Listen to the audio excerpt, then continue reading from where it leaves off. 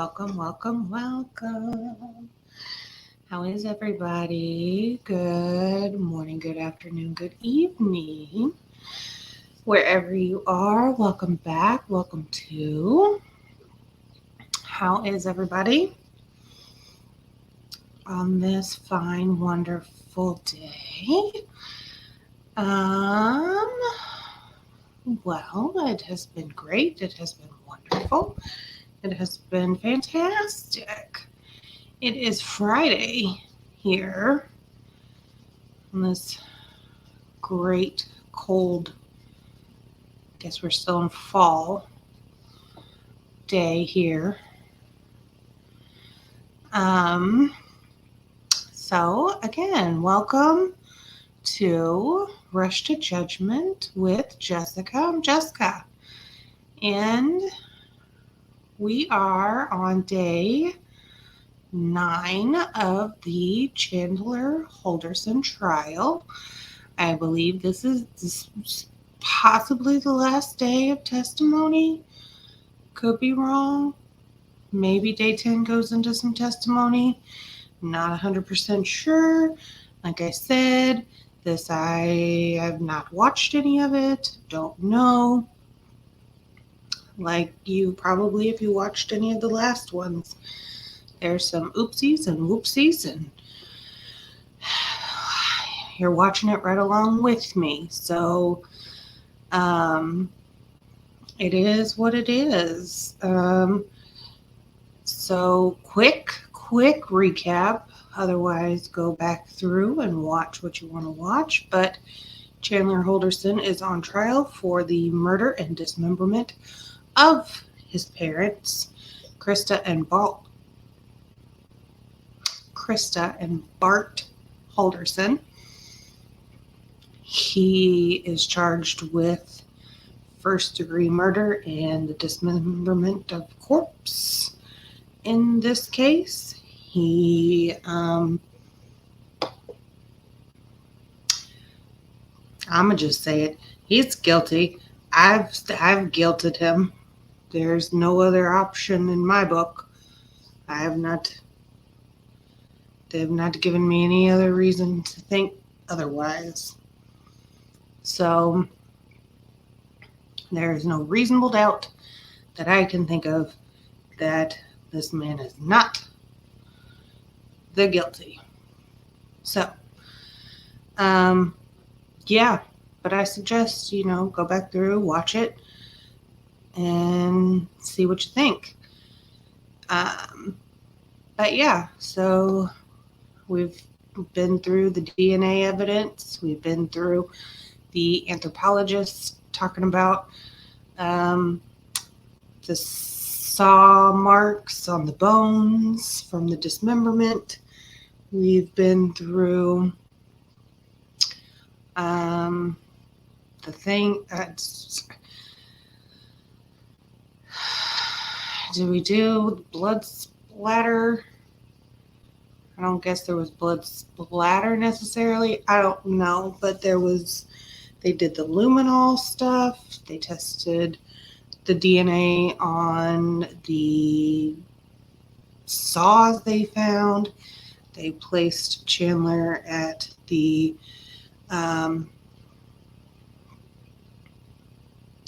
areas where the bodies were found.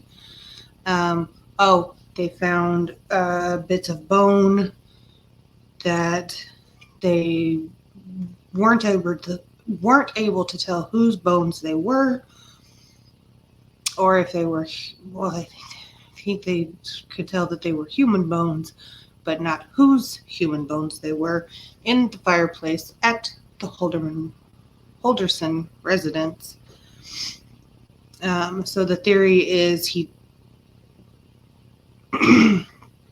unalived them,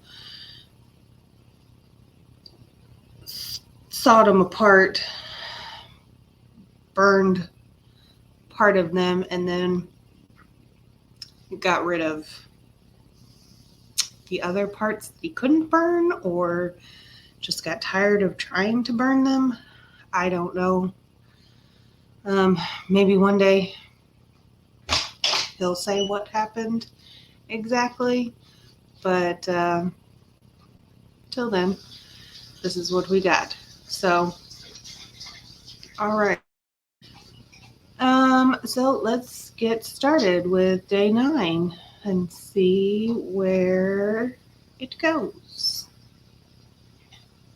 Oh, I guess we should do this first, huh?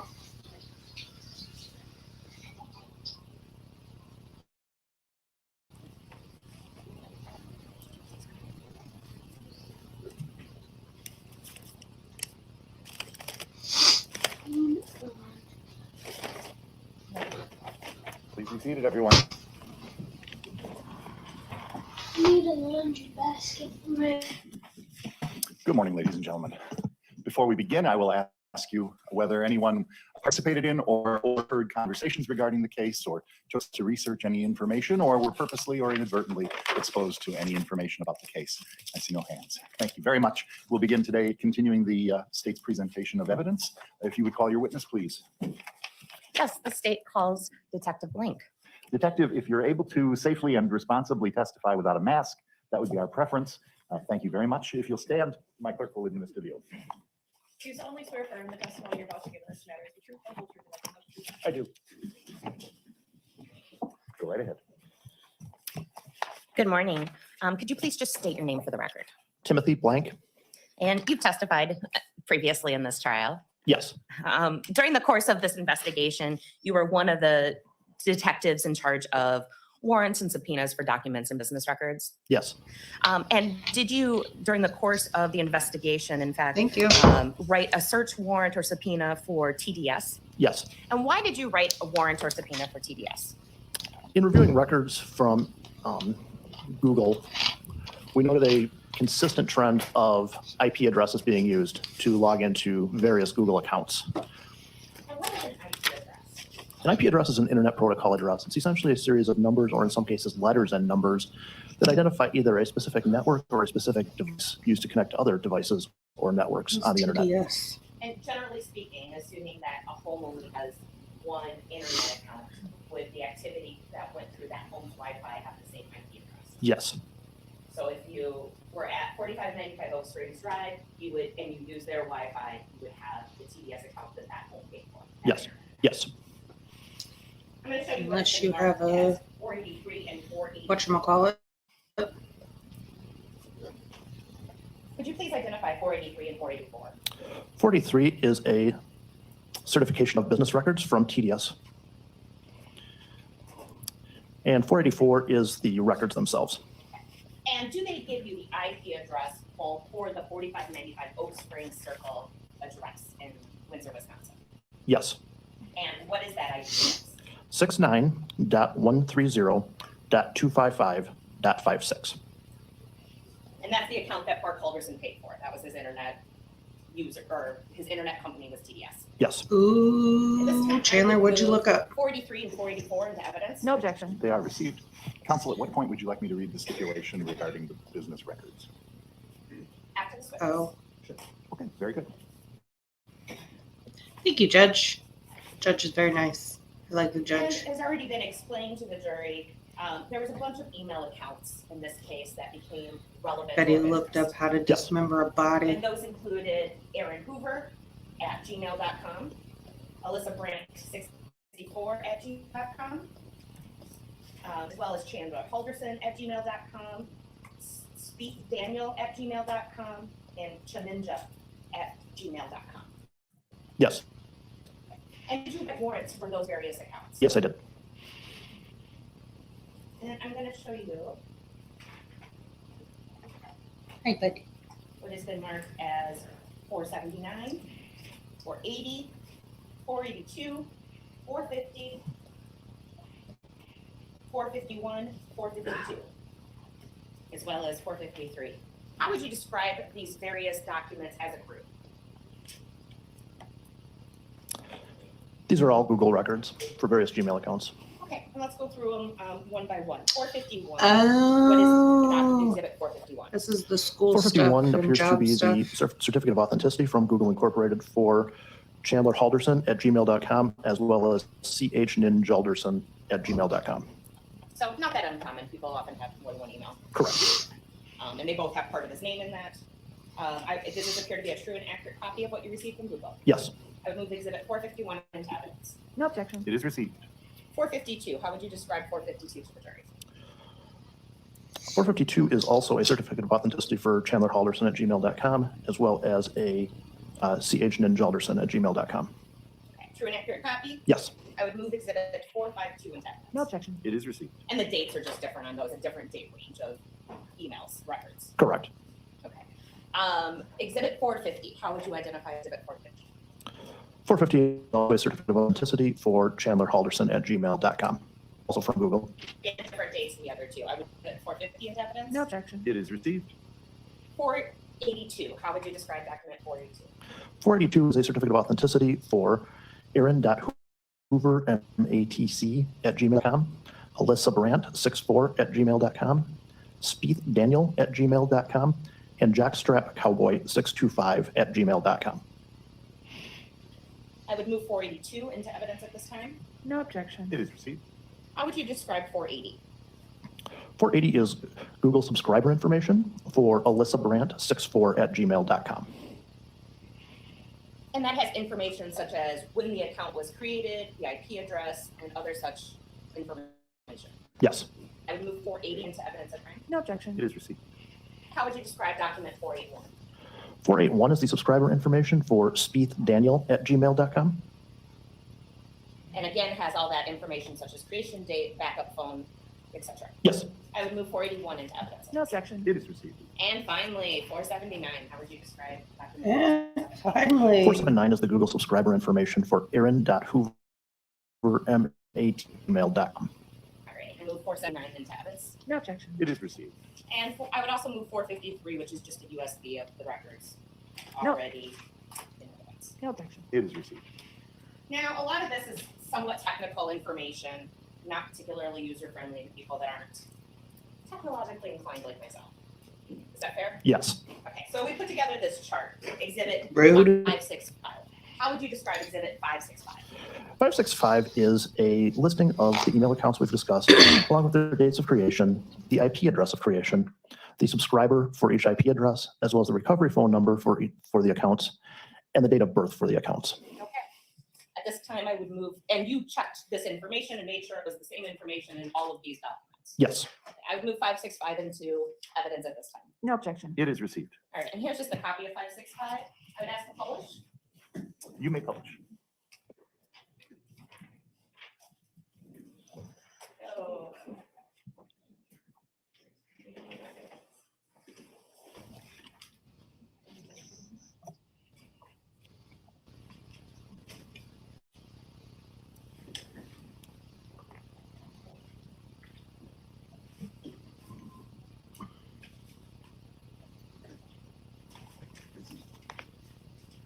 So while the Elmo is warming up, Detective, there's some note information also on this chart, exhibit 565, towards the bottom. And one of those is the IP address of 45950 Spring Circle. Yes. Okay. And that's the IP address starting with 69. Yes. And then we also have Chandler Halderson's birthday. And what is that date? March 15th of 1998. And that was gathered from a driver's license and also from the interview with Mr. Halderson. Yes. And we also have Chandler Halderson's phone number, which was 920-838-4549. Yes. And that was confirmed via phone records from the company. Yes.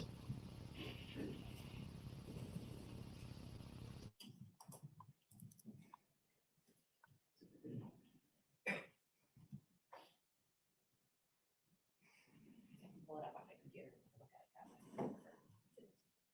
Okay. Okay. I'm having a technical issue there, so I'm gonna attach it to my computer.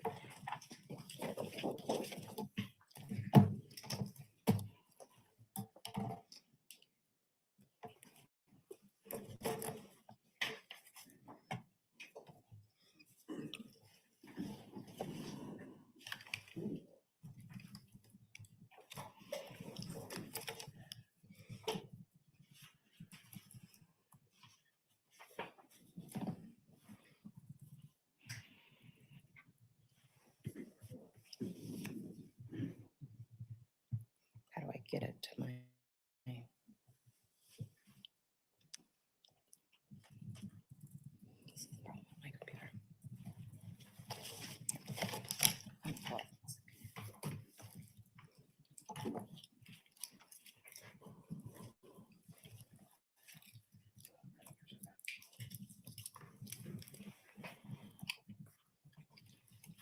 Is it warming up, Lindsay? That's working? Let's go ahead.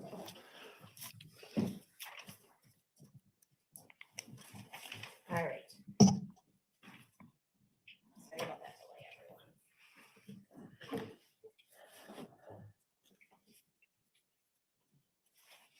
Okay. All right, so that chart, it might be a little hard to read, but just and that's why I gave you a copy, detective. Aaron Hoover, matc@gmail.com. What was the IP creation address? 69.130.255.56. And again, that is the IP address associated with the Oak City Express Circle. Yes, And was a recovery phone number used in setting up that account? no, And a recovery phone number, again, is a phone number that you can put in when you create an address in case you ever forget your password. correct. And what was the date of birth of the, that is listed on that account? February 11th of 1988. Move to Alyssa Brandt 64@gmail.com. What is the IP address of creation? August 18th of 2020. Oh, I'm sorry, that's the date of creation. What is the IP address? 69.130.255.56. So again, the Bart Halderson internet account. Yes, So that email was created connected to that Wi-Fi. yes. And what, if any, recovery phone number was listed? There is none. And what date of birth was listed? March 15th of 1998. Chandler Halderson's birthday. Yes, All right, what about Chandler Halderson@gmail.com? What was the date of creation? January 20th of 2020. And what was the IP address of creation? 69.130.255.56. And all the addresses to Wi-Fi. Yes, And what was the recovery phone number for the Chandler Halderson email? 920-838-4549. And the date of birth was? March 15th of 1998. And speakdaniel@gmail.com. What was the date of creation? August 5th, 2020. And what was the IP address of creation? 68.113.249.195. So that one is on a different Wi-Fi account. Yes, What is the recovery phone number for speakdaniel@gmail.com? 920-838-4549. So Chandler Halderson's phone number is the phone number for the recovery. Yes, And what is the date of birth listed for speakdaniel@gmail.com? March 15th of 1998. Chandler Halderson's birthday? Yes, He's clever. He's so clever. I tell you what.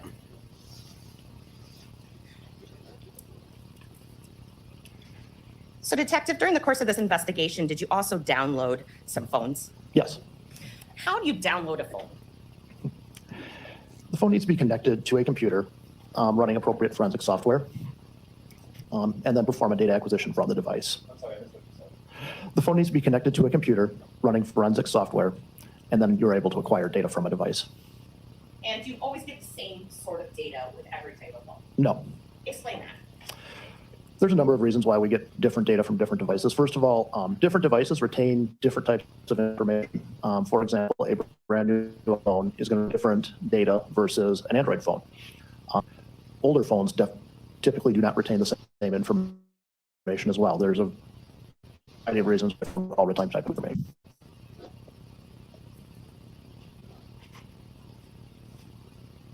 And in this case, one of the phones that you dumped or downloaded was an old-fashioned flip phone. Don't.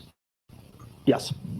And I'm approaching you with Exhibit 550. How would you describe Exhibit 550? Exhibit 550 is an extraction report. And for what phone was Exhibit 550 the extraction report for? That was a flip phone that was These submitted. are often called burner phones Yes. because you can pay as you go and throw them away when you're done. Yes. And is this the phone in particular that you, I will let you look at that. She's so hip. That you downloaded in document 550. Yes. I would move Exhibit 550 into evidence at this time. No objection. It is received. And because it's a flip phone, what sort of information, if any, were you able to get off of a flip phone? I was not able to extract any data from the phone itself. Were you able to determine what the phone number was Yes. for this burner phone? Yes. And what is the phone number of this burner phone? The phone number is 608-598-7868.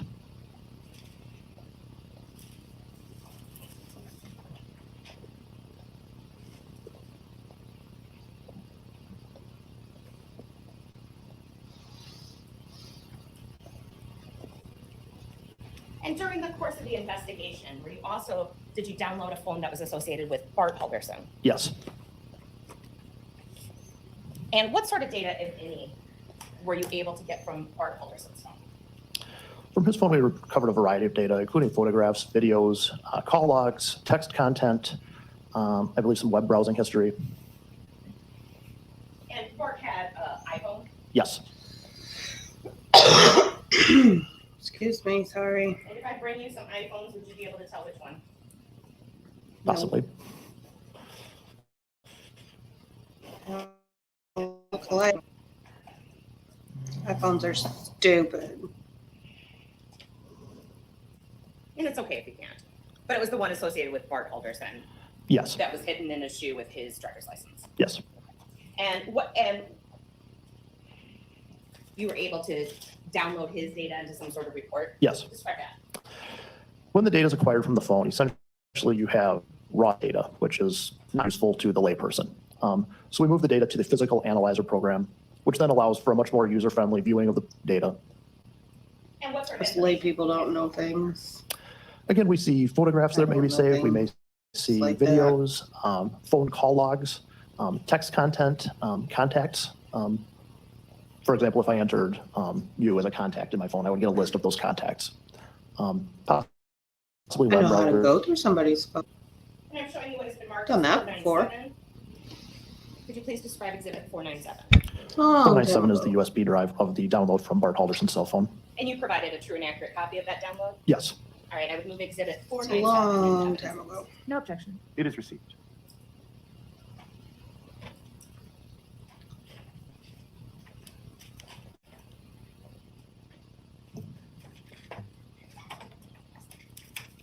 No further questions.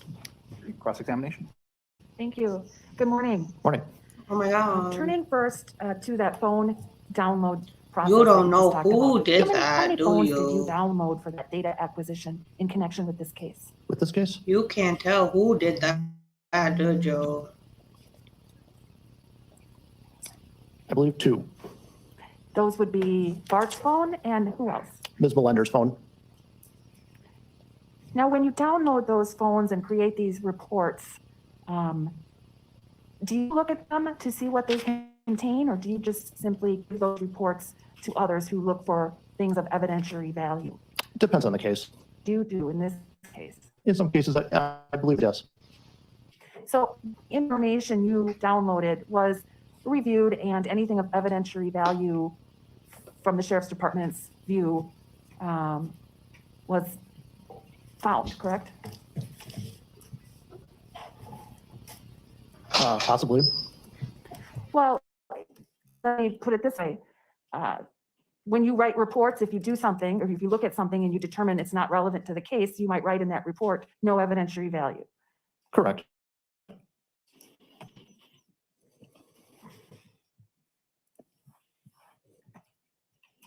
That's the only thing I have. Thank you. Redirect.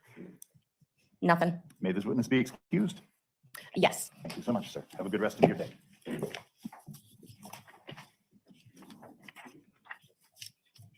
Sure. See if it's working.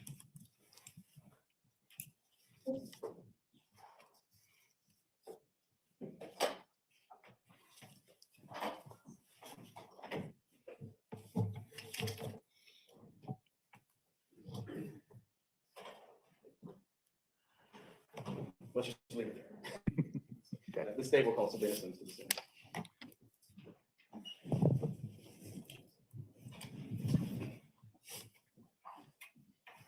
you solemnly swear affirm the testimony you're about to give this matter is the truth, the whole truth, and nothing but the truth? Yes, it is.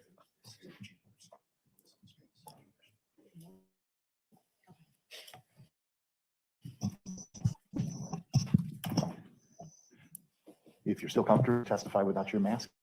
That would be fine. You need to wear it and believe that's important. You could. Thank you. Judge, before we get started, would you mind, I think, reading the stipulation as it has to do with business records at this time? Certainly.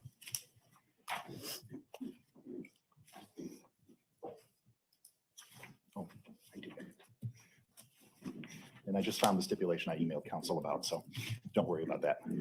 I do have that here. Ladies and gentlemen, the district attorney and the attorney for the defendant have stipulated and agreed to the existence of certain facts, and you must accept these facts as conclusively proved. The parties stipulate that the records produced by the below companies and organizations are authentic records, and there is no dispute to the accuracy of the records. Wisconsin law provides that records produced by businesses and organizations can be considered self-authenticating when certain stipulates such conditions have been met regarding the records in this case. This stipulation concerns records produced by number 1, Apple Inc. Number 2, Discord Inc. Number 3, Google Inc. Number 4, Madison College. Number 5, PayPal Inc. Number 6, Settlers Bank. Number 7, Snap Incorporated. Number 8, Square Incorporated. Number 9, TDS Communications LLC. Number 10, US Cellular. And finally, number 11, UW Health /CIOX Health.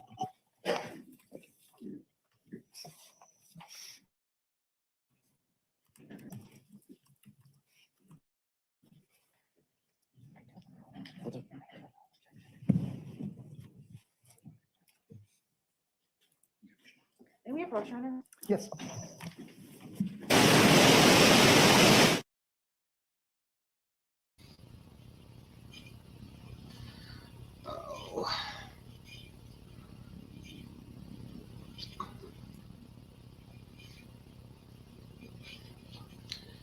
Back in a little cold.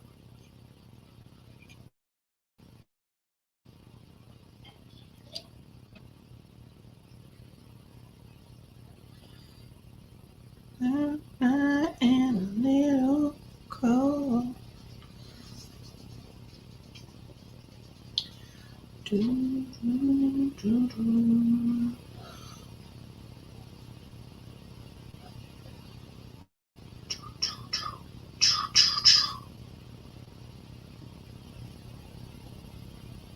What are we talking about?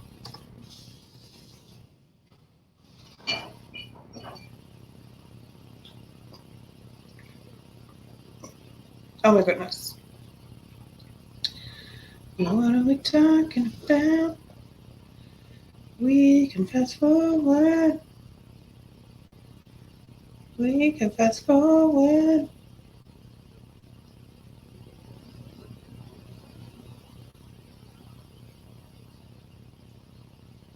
You can't possibly. Did you review those emails? Yes. Were there ever any emails to or from anyone at American Family Insurance indicating that Mr. Halderson worked there in any capacity? Specifically American Family, no. When it comes to the company SpaceX, were there ever any emails regarding a job application or employments with SpaceX? No. No. The word SpaceX, in fact, at all in any of those Mr. Halderson's Gmail account? No. Does this document contain messages, emails, this is 549 I'm showing you, that were pulled out by you and other members of law enforcement relevant to this case?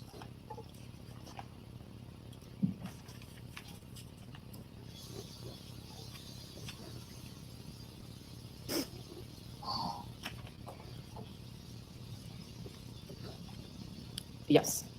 I'll move exhibit number 549 into evidence. Any objection other than as noted? No. And I'll note for the record 575 is a USB containing it for display, and I'd move 575 into evidence and ask to publish it. Those exhibits are received and may be published. All right. So when we're talking about Mr. Halderson's actual Gmail account, were there emails in that account in between him and these people, supposedly someone named Mr. Speed, Ms. Brandt, and Mr. Hoover? Did Mr. Halderson's own Gmail account contain those messages? Hoover. Yes. And for purposes of what we're going to look at just first, talking about Mr. Halderson's Gmail account, we did not include those because we're going to look at them when we look at these accounts, right? That's correct. Okay. What types of messages were you looking for when looking at Chandler Halderson at gmail.com? What were you trying to figure out? Any communication with anyone from Madison College, anything related to his employment, either at SpaceX or American Family, any communications with his parents, anyone else. If we identified somebody within the email that we would like to contact, then we went and maybe did an interview of somebody within that email. Okay. So we're going to look at a number of emails, and we'll start with number 30. just start here. This doesn't look like a normal email. It's in a different format. Tell us about the format that we're looking at these in. Sure. As Detective Blank just spoke to, the data that he provides us to review as case detectives is within the Cellbrite Reader program. And so we can generate reports from the emails. And again, this is just number 30 within the report we created. On the left is the number 30, the timestamp and date, and then the subject of the emails is to the right of your screen. Sure. And so this one we'll just talk about its makeup, and we won't do that for all of them. So 30 is a number created by Cellbrite on the far left. That just is the number of the email. That's correct. All right. The timestamp there, it says June 7th, 2021 at 8:13 a.m. As we go through this, we won't talk about time a lot, but is that time specifically accurate in this program?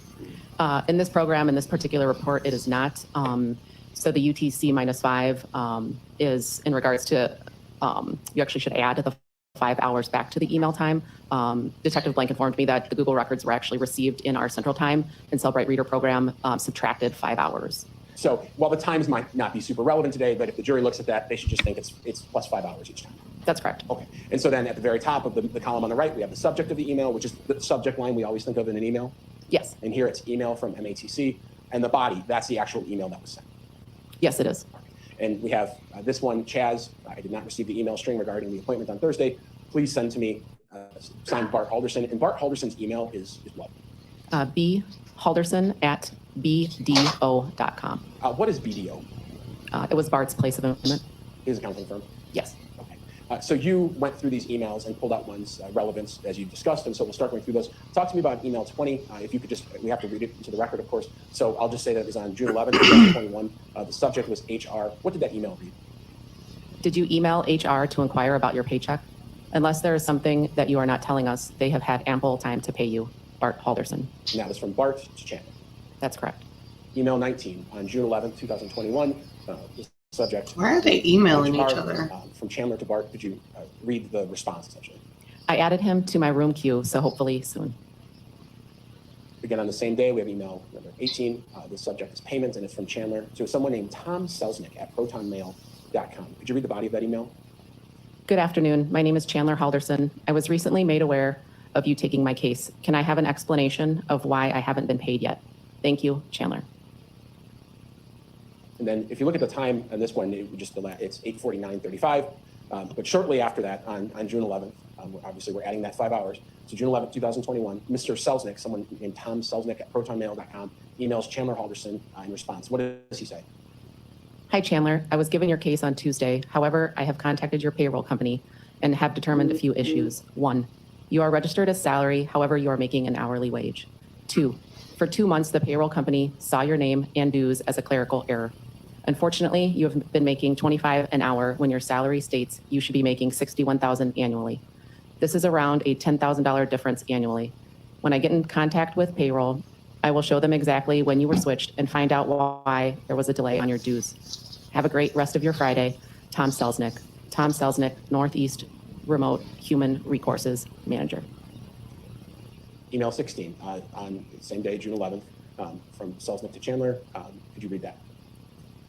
I updated the log and changed your dues. I'll let payroll know of the change. Keep an eye on your bank account and let me know if you have not been paid by next Friday.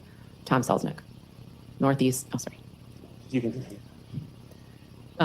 Remote Human Resources Manager. Resources. 13, this is again, June 11th, from Chandler back to Mr. Selznick. What was it? When for me, I was wondering when I'd get paid. And email 12, same day, June 11th, 2021, from Mr. Selznick to Mr. Halderson. What does it read? First payment ASAP, then the first Friday of each month. Tom Selznick. Email 10 from Mr. Halderson to Mr. Selznick on the 17th of June now. What does it read? Good evening. I was hoping to hear the status of my check. Is there anything wrong or holding it back from being delivered? I recently had to go to the emergency room, so I will need my check ASAP. Thank you, Chandler. Email 9 on June 18th from Mr. Selznick to Mr. Halderson. The subject is still regarding payment. Please read the body of that email. Good morning, Chandler. I will make some calls when your office opens to speed things along. I'm sorry to hear about your trip to the ER. That's never fun. I do appreciate your patience with this, Tom Selznick. Email number 7 on the 18th of June from Mr. Selznick, Mr. Halderson, still regarding payment. Could you read the body of that email? I will be traveling to Madison, Wisconsin, Wednesday of next week for restructuring of the HR department. It seems there is a lack of communication to be resolved. I will hope to meet you in person and have a sit down on Thursday if you are capable of travel. Tom Selznick.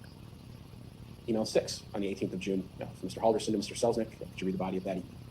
Yes, that will work fine. I look forward to meeting with you. Thank you, Chandler. Now to email 4 from Mr. Selznick to Mr. Halderson on the 24th of June. Subject meeting times. What did Mr. Selznick reportedly say here? Good morning, Chandler.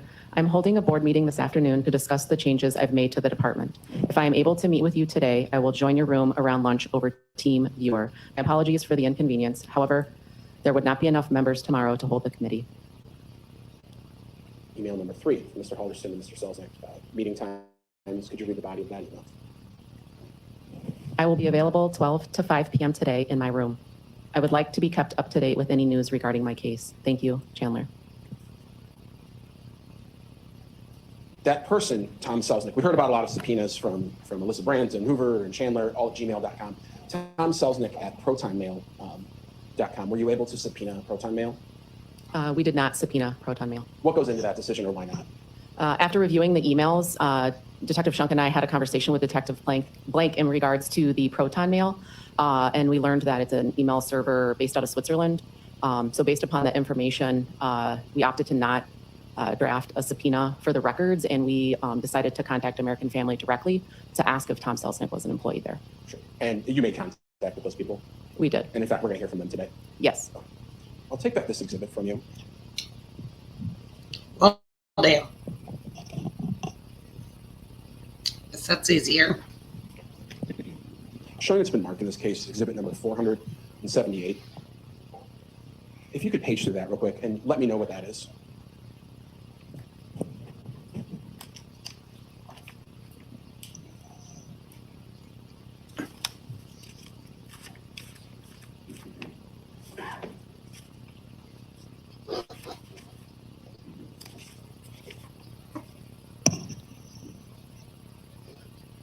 Exhibit 478 appears to be the spiethdaniel@gmail.com emails from the Google search warrant return.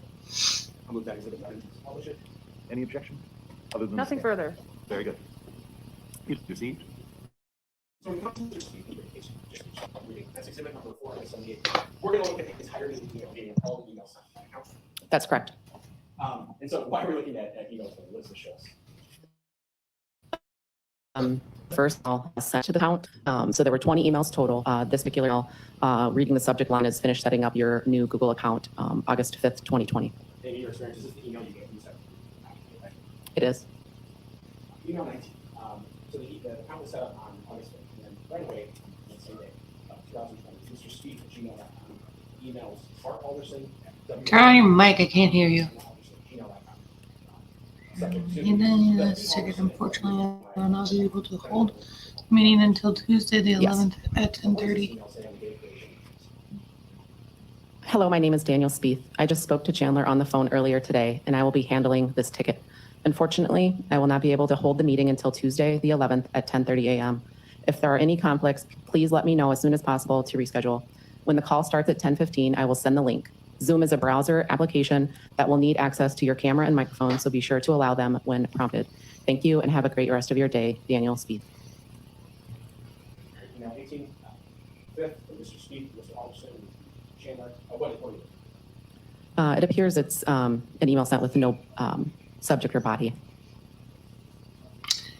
That's not usually how it works. August 5th, Bart Alderson, Mr. Speed. Daniel, that time will work. Please send Zoom details to my work email, bhalderson@bdo.com. Thank you, Bart.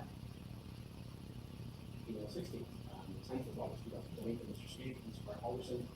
Subject is schedule alteration. What's Mr. Speed have to say here? First of all, I apologize. Recently, I have had a close family member become infected with coronavirus. I will appoint a coworker to the ticket of Chandler Halderson as soon as possible. I will be in the office. Log on Wednesday at 4 p.m. Chandler, call me at 9 a.m. tomorrow for further details. I apologize for any inconvenience. Daniel Spieth. Number 15, on the 26th of August 2020, what is this? This is an email from Google in regards to a security alert that a new device has signed into the account of speakdaniel@gmail.com.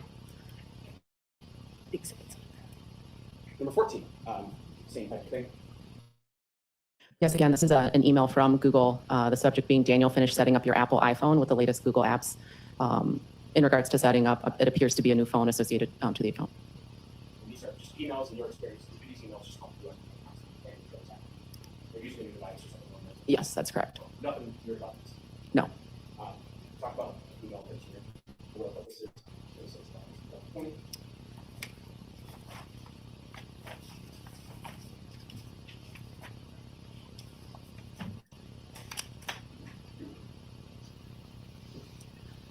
Yeah, this just appears to be an email sent to Bart Halderson from Daniel Spieth, no subject line and no body within that email. Email 12, 26. 20 from Mr. Spieth to Mr. Halderson, subject meeting going on today. Good morning. Chandler was recently informed his counselor was not going to be able to make it to her meetings for the day, so he gave me a call. I will be remotely conducting his meeting today. He also sent me a list of topics to have ready. I have full access to the servers, so I have the information. He gave me your contact information. Does 9:30 or 10 work for you to answer a call? Speak to you soon, Daniel Spieth. Email 11, 26 again. Mr. Spieth, Halderson, was that? I have approved his renewable energy certificate. Is the address on file 4595 Oak Springs Circle, DeForest, Wisconsin, correct? Email 10, 26, Mr. Halderson, Mr. Spieth, what was that going to say? I can make either work. I just need to be done by 11:15. 8, Halderson, Spieth, 26, still over 26, what was that? I believe Chandler is in a meeting with a potential employer until 10. Did he say it was okay to have the call without him? Email 7, Halderson, Mr. Spieth, 9, September 2022, subject status update. What did Halderson say to Mr. Spieth?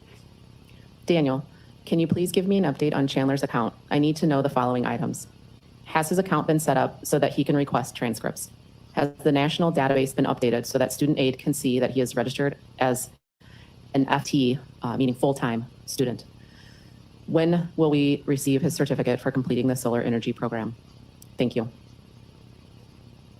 Email 6, 23, over now, Mr. Halderson, Mr. Spieth. What do we have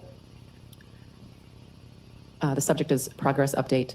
Daniel, will you please provide me a summary of where you are resolving the open items for Chandler? New account is active. Registered in the IT degree program. Able to sign up for spring semester classes. Transcripts can be generated and picked up. Solar certificate has been signed and will be sent. National database has been updated for financial aid. Thank you, Bart Halderson.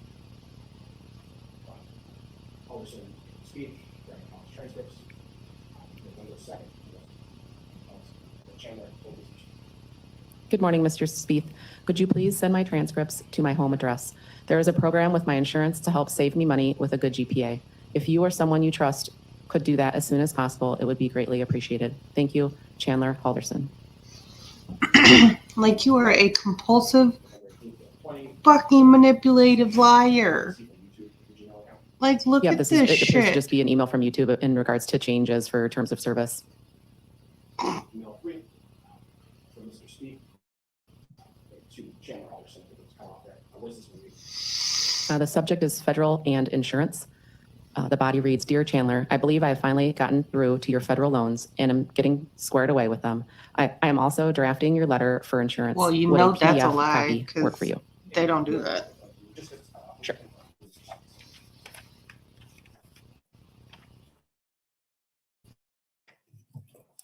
Your school does not Email help 3 you. is Work to on your Chandler loans. Halderson at Gmail from Daniel Spieth at gmail.com. Number 2, December 9th, 20, just another email. Well, mine did. Yes, that's correct.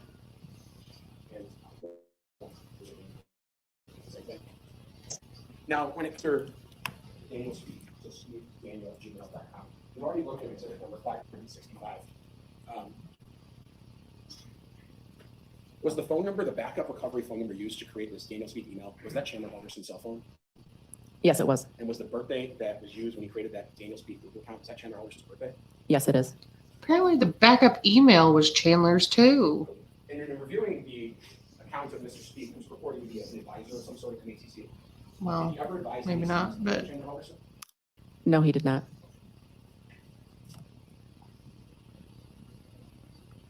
So we'll take just maybe ones that council's looking at the next exhibit also. Oh, I can stop. Very good. Pardon? Oh, I can stop it for, Oh, no, finish up. oh, you need it? I've had enough time to see it. Showing you now what's been marked in this case. Exhibit number 477. You haven't had enough time to see it. I just saw her give it to you. You didn't even look at it.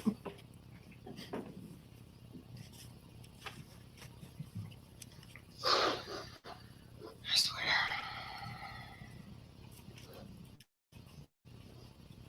And that's when the moon and the stars in the sky. Exhibit Oh, 477 is the Alyssa Brandt 64@gmail.com email. And in what cases? And we're gonna look at those. You're not? Yes. Somebody's phone is ringing. Not here.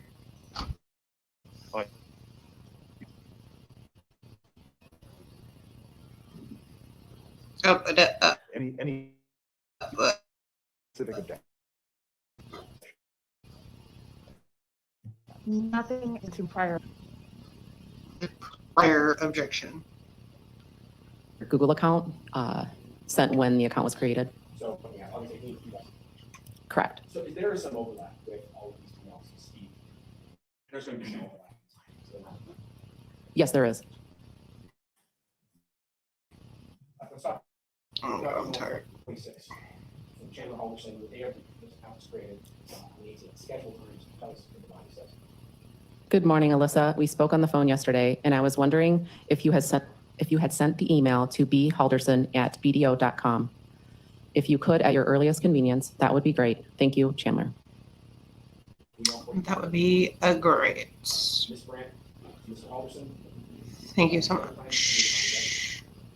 I apologize for the late reply. I am currently waiting on 2 advisors to send in their open times. And I'm glad you sent an email because I had the address of bhalderson@bmo.com. I will have the times before the end of the workday. But you won't, because you're not real.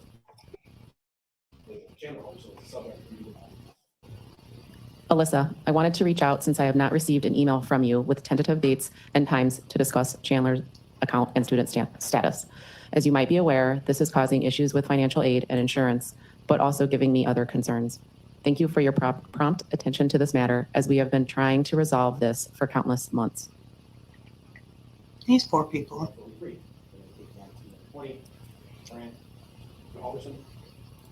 Regarding Chandler Halderson, could you read the body of that? These poor Good afternoon. people. Currently, we have I a shortage swear. of advisors, so the earliest I could make time for Chandler is on Wednesday, the 26th at 10:30 a.m. However, 2 advisors still have not returned my email, but I will let you know as soon as they get back to me. I was waiting to hear from them this morning because Chandler made a point to have it held yet this week. I have already sent a second follow-up email to the 2 advisors for the delay, Alyssa. Number 42, the 19th of August, 2020, Mr. Halderson to Alyssa Brandt regarding Chandler Halderson. Could you read the body of that? Thank you for the update. I blocked the time on the 26th, but would also like to resolve sooner. My wife and I are off on Friday and could in person if it would help to resolve this. Email 41, now on the 25th of August, 2020, from Bart Halderson to Alyssa Brandt. Could you read that email? Alyssa, I have not received any updates for the call meeting tomorrow. I assume this is a call or virtual meeting, but have not received the dial-in information. If this is an in-person meeting, I need to know where we are meeting. You confirm that this is still on the calendar and who we will be talking with. Thank you. Email 40, 26th of August, 2020, just a Google email again. That's correct. 39, same thing. 38, a YouTube email, correct? That's correct. YouTube is owned by Google, and that's why there's some interaction in the programs. Yes. 37, we're looking at another data email from Google. 36, are we looking at the same thing? That's correct. 35, same thing. 34. So when we get to 34, we're talking now we've moved forward quite a bit. May 24th of this past year, 2021. The subject is reschedule. It's from Chandler to Alyssa Brandt, 64. Did you read the body of that email? Good morning. My name is Chandler Halderson. Unfortunately, I haven't taken well.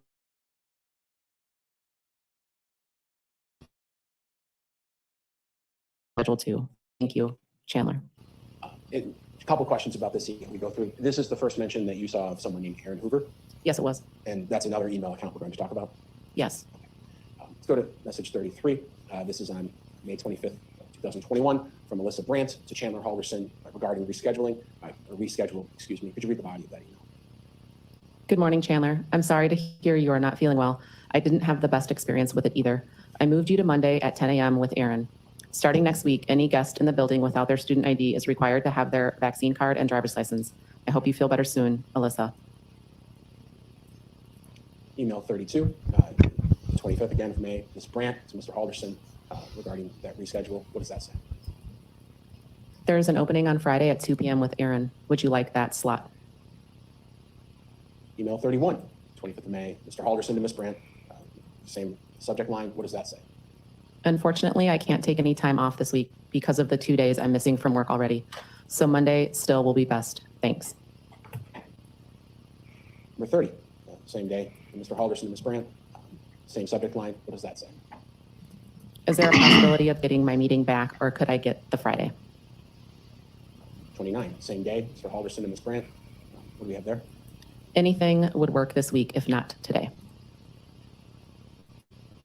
Email 28, again on the 25th, Mr. Halderson to Alyssa Brandt, same subject line. What does that say? I'm sorry to be pushy. I forgot that it was a holiday weekend and will push through to go to my meeting. Email 27, now we have an email from Alyssa Brandt responding to Chandler Halderson in that same subject line. What does that email read? Unfortunately, I've already bumped the waiting list into place. I'll put you in the number 1 slot to see if you can get in today. Otherwise, the next appointment is on Friday at 2 p.m. Number 26, again on the 25th, Mr. Halderson to Alyssa Brandt, same subject line. Could you read that? I appreciate it. I will be available at any time you give me. Even a video call today would work. My dad only has a few hours off today. Email 25, on the 25th of May, Alyssa Brandt emailing Chandler Halderson, back in the same subject line. What does that email read?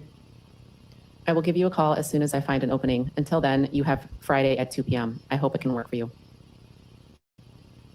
Number 24, on the 28th of May, Ms. Brandt emails Chandler Halderson, subject line schedule changes. What does that say?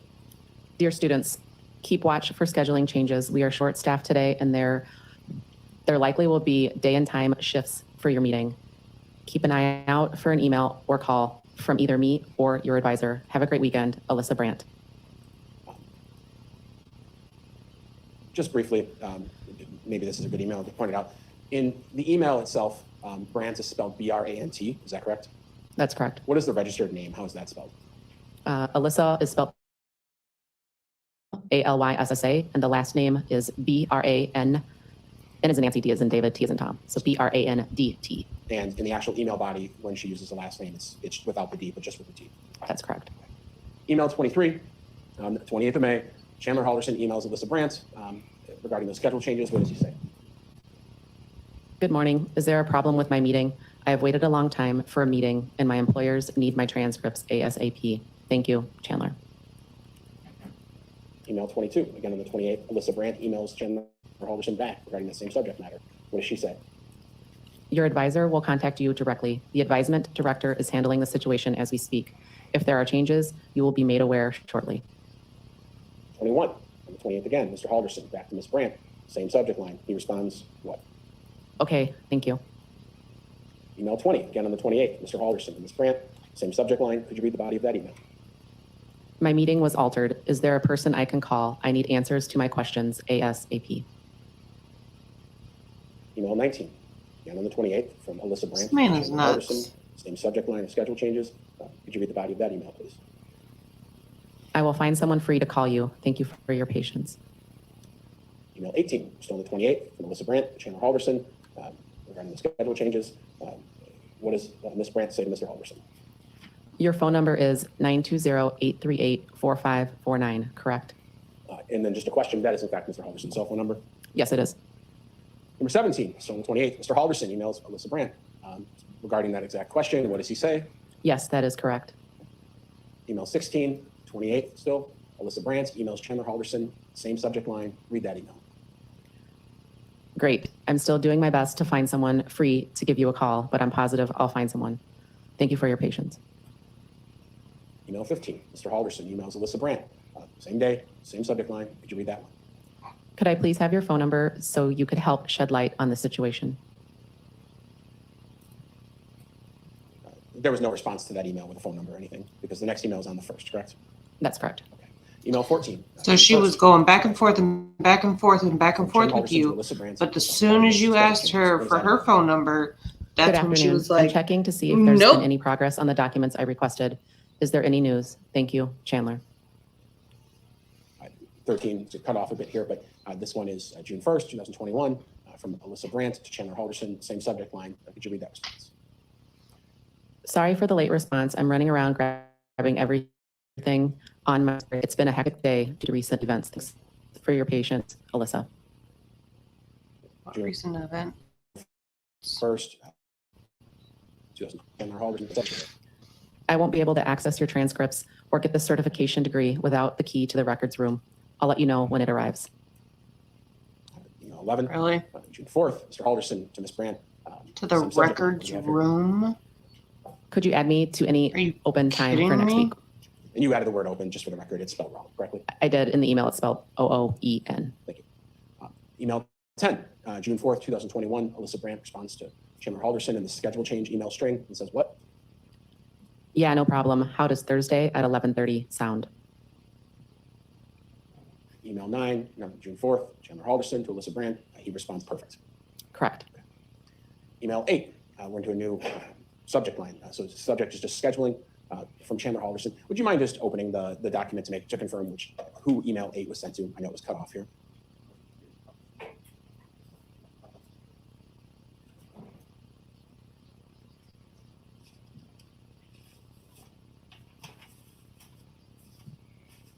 Lord.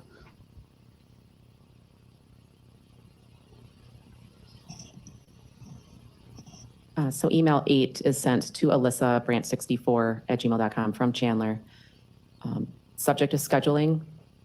The body is good morning. My advisor Aaron took today and tomorrow off. Who will I be sent to and at what time? And we're gonna have He's the same still question for going with everyone, so it. Just try to fit them in the screen as best we could. Number 7, that's the June 10th, 2021 email. We're responding to scheduling. Who are the parties in that email?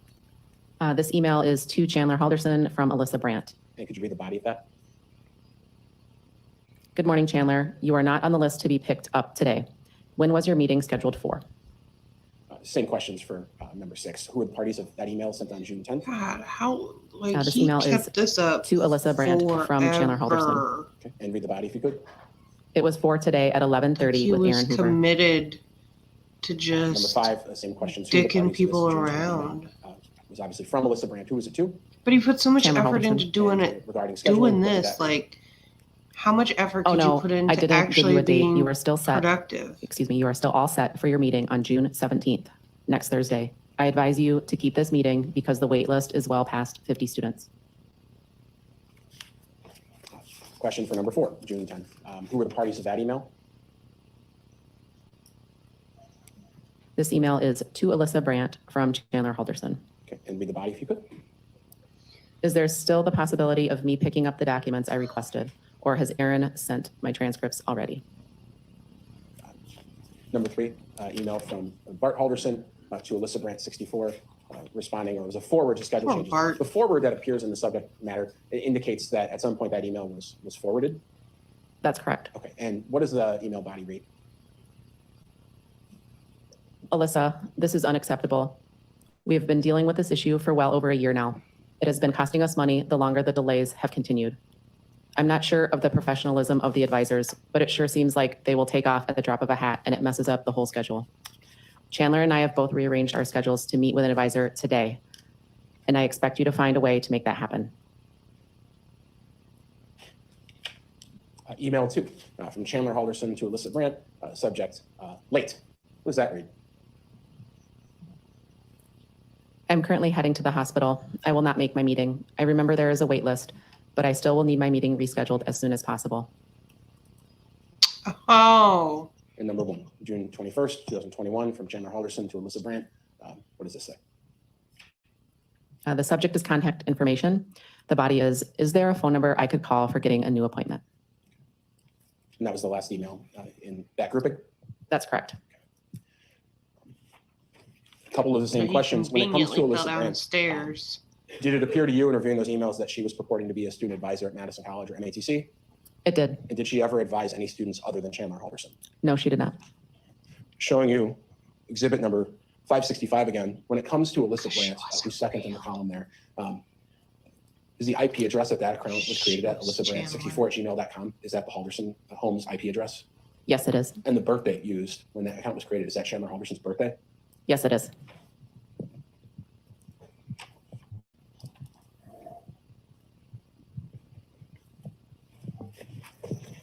So there was a mention in these emails of someone named Aaron Hoover. You looked into that email account as well? Yes, we did. Showing you what's been marked in this case, exhibit number 476. Could you just page through that and make sure you could answer the question of what are you looking at there? What is that document?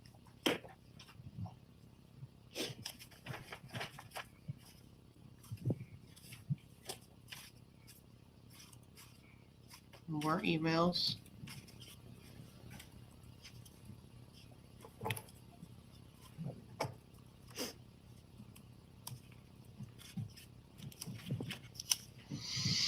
Hmm. 476 is the Aaron Hoover matc@gmail.com Google search warrant return, specifically the emails. I'll move 476 independence. Subject to any? Subject to any prior rulings, no further objection. It is received. And And it may be published. Thank you, Judge. Let's start with email 17. I think What we're all used to this now, but what is prior email rulings? 17? Their prior Email rulings 17 that is they from think it's Google in regards irrelevant. to finish setting up your new Google account. Honey, it's And very this one is on relevant. what You date? can't Something object different. now because you May haven't been 28th, objecting to 2021. shit. Let's talk about email 16 from Aaron Hoover, matc@gmail.com to Chandler Halderson. Subject is new schedule spelled wrong, but it's new schedule. Could you read the body of that email for us? Schedule's a hard thing to Good morning. spell My name is Erin sometimes. Hoover from Madison College's advisement team. So, Today we are missing 3 advisors. Following the first come, first served policy, I will be taking some meetings from an absent coworker. My meetings will stay on course until 12:30, and then I will be taking over Ryan's meeting starting at 1. If you were meeting with Ryan today at 10 a.m., you are now at 1 p.m. with me. If you were with me after 12:30 today, you will be with me on Tuesday morning. So my 1 p.m. meeting from today will be moved to 10 a.m. Tuesday morning. If there are questions or scheduling issues, contact me or Alyssa Brandt. My apologies for the Don't be inconvenience. Aaron mean. Hoover. Email 15, May 28th, 2021. If you could in the binder, again, we're trying to format these to fit the screen. That was from Chandler Halderson. Who's that email to? Email 15 is from Chandler Halderson to Aaron Hoover. Okay. And same subject line. What does that read? Unfortunately, I need my meeting to happen today. My employer and insurance need my transcripts and to see proof of my completion of my degree and solar Very good. I certificate. need a I've been snap. trying to get a meeting for a very long time, and I very well could lose my job over this. Is there a time you could put me in? 14. Who was that email from and to? Email 14 is to Chandler Halderson from Aaron Hoover. And same subject line. Could you read the body of that email for me? I'm sorry to hear that, but we must follow policy on these difficult days. I will contact your employers for you if that will help out in any way. Email 13. Again, if you could tell us the parties of this email. Email 13 is to Aaron Hoover from Chandler Halderson. Same subject line. Would you mind reading the body of the email? Alyssa put me on the waiting list on the number 1 slot earlier this week. Does that apply to today if there are any cancellations during the changed scheduling? Email 12. Again, who are the parties of this email? This email is to Chandler Halderson from Aaron Hoover. And subject line is the same. Could you read the body for me? Yes, that will apply. If there is a cancellation of the updated schedule, you will receive an automated call to your cell 920-838-4549 of the time, building, and advisor you will be meeting with. There is no guarantee I will be hosting your meeting unless it is on Tuesday at 11 a.m. Email 11, May 28th, 2021. Who are the parties to that email? Email 11 is to Aaron Hoover from Chandler Halderson. Same subject line. What does the body read? I can't tell you how many times I've heard this and never gotten in a meeting.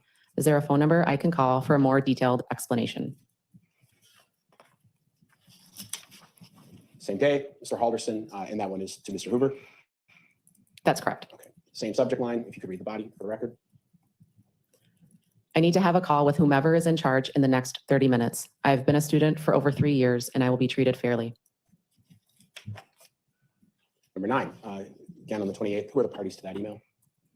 Email 9 is to Chandler Halderson from Aaron Hoover. And if you could read the body of that email. I understand. I have forwarded your information to her now with a priority mark. She will be conducting meetings herself today, so her availability is limited. Email 8 from Mr. Halderson to Mr. Hoover. Now we have a different subject line. This one's status. Could you read the body of that email? Good morning. I canceled the meeting for today because of work conflict and emailed you a list of questions and documents I need. When do you think I will be able to pick them up? Also, when I do get them, I have a few extra questions. Thank you, Chandler. Email 7, June 1st, 2021, from Mr. Hoover to Mr. Halderson. The subject line is now in response to. What does the body say? Good morning, Chandler. I'm sorry you can't make the meeting. I will gather the documents and let you know when I can get your certificate card and degree. In the meantime, I'll electronically send your transcripts and degrees out to the respective employer insurance agency. I will have Alyssa give you a call when everything is complete. Good luck on your meeting, Aaron Hoover. Number 6, this is on June 1st. Who are the parties to this email? Email 6 is to Chandler Halderson from Aaron Hoover. And regarding that same subject matter, could you read the body? Unfortunately, I don't have your insurance on file. Is there someone specific I can send them to? Number 5, who are the parties to this email? Email 5 is to Aaron Hoover from Chandler Halderson. Same subject matter. Would you mind reading the body for the record? Okay, thank you. You can send the official link to bhalderson@bdo.com so he can forward it to the right people. Email 4 from Mr. Hoover to Chandler Halderson, correct? That's correct. Now, different subject matter. Now it's absence. What does Mr. Hoover have to say on June 10th? Dear students, I am taking the rest of the week off due to a family emergency. If possible, my meetings will be reassigned by availability and relevance. If you have any questions, please give our secretary, Alyssa, a call or email. My apologies, Aaron Hoover. How convenient. Email 3, the 10th. Could you please tell us the parties to this email? Email 3 is to Aaron Hoover from Chandler Halderson. Same subject matter. No. In response to that subject matter, please read the body. Have I been picked up by a different advisor and at what time? Email 2 from Mr. Hoover, matc@gmail.com to Chandler Halderson. New subject line here, meeting time and date. Would you mind reading the body for court record? Good afternoon, Chandler. I'm sorry to hear about your recent trip to the ER. I have scheduled you 2 appointments, so if there's a conflict with the first, there's always a second. July 20th at 2:45 p.m. and July 23rd at 10:30 a.m. If neither of these work, let me know as soon as possible. In the meantime, you are holding slot number 22 on the wait list. And number 1. Number 1 is just a Google email that we looked at before. Yes, it is. The last email in any of these accounts was the 29th of June, 2021. That's correct. As it comes to Mr. Aaron.Hoover, matc@gmail.com, he was purporting to be an advisor at Madison College. Yes, he was. Did he ever advise any students other than Chandler Halderson? No, he did not. And looking at Exhibit 565, the IP address used to create that Gmail account, is that the IP address of the Halderson household? Yes, it is. Where did court go? The question. Cross-examination. No, thank you. Oh, there we are. Thank you, Detective. You can return back to the table. Counsel, it's been 90 minutes. Would this be a good point to break, or do you have something very short? This would be a fine. All right. Morning break at this point, then. Thank you. All right, for the jury.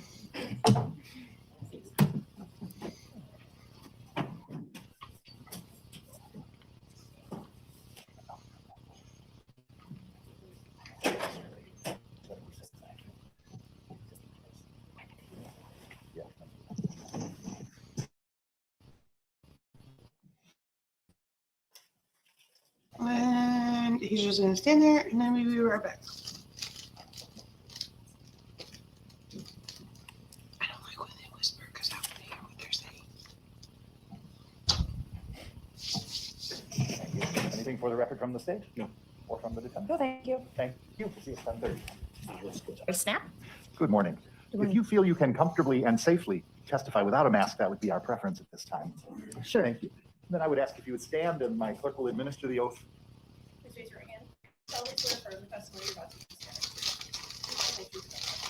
Yes, I did. Thank you. Good morning. Could you please state your first and last name for the record and spell both? Lori Snap, Lorisnapp. Oh, snap. How are you employed, Ms. Snap? I work for American Family Insurance, And what is your title? Employee Relations Manager. And sometime this summer or into the fall, were you contacted by Dane County Sheriff's Office in connection to this case? Yes, I was. And she And had in no idea particular, why. did they ask you to research whether or not Chandler Halderson was ever employed by American Family? Yes, they did. And what did you find out? I found no record of that person working for American Family. What about as one of their contractors? Did you research that? I did as well, and we found no record of that person working as contractor. Did they also have you research whether or not Tom Selznick was ever an employee of American Family? Yes, they did. And was he ever an employee or a contract employee? No. Do any of your employees, as their official email, have a Proton Mail account? No. What is like the tag or the ending of the emails from American Family Insurance? At amfam.com. And how are your employees paid? Weekly, monthly, every 6 months, something else? Biweekly. No further questions. Cross-examination? No, thank you. Thank you. May this witness be excused and released. Yes, Your Honor. Thank you. You're released from your subpoena. Thank you. Have a good rest of your day. American Family Insurance.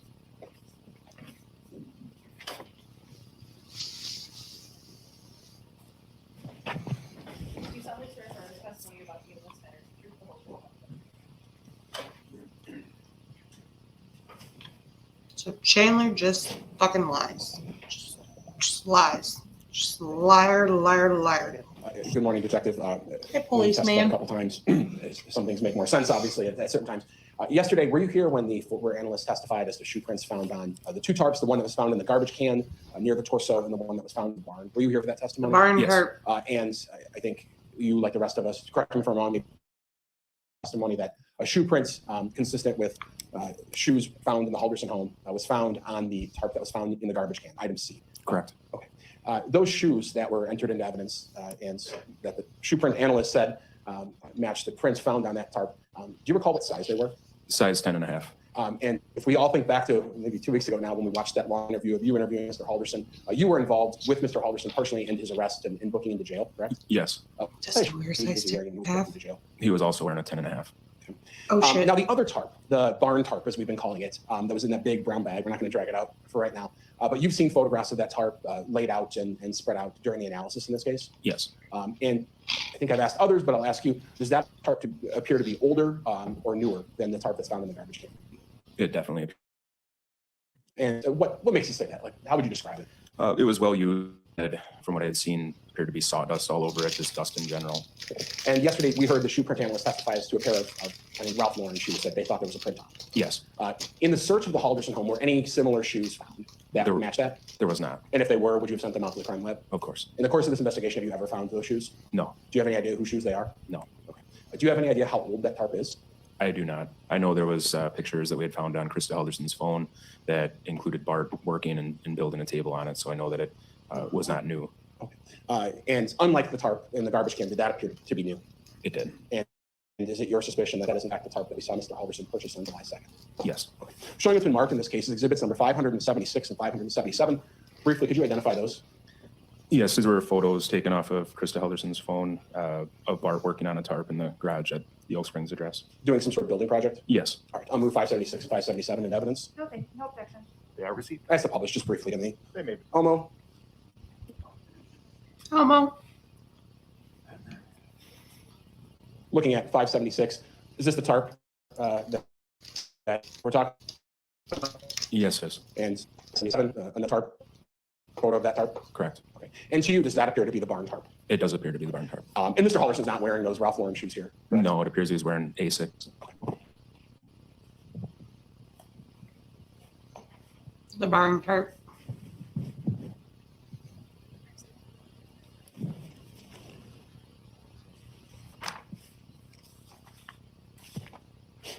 We just heard a good deal of testimony from Detective Sims, kind of reading some of those emails.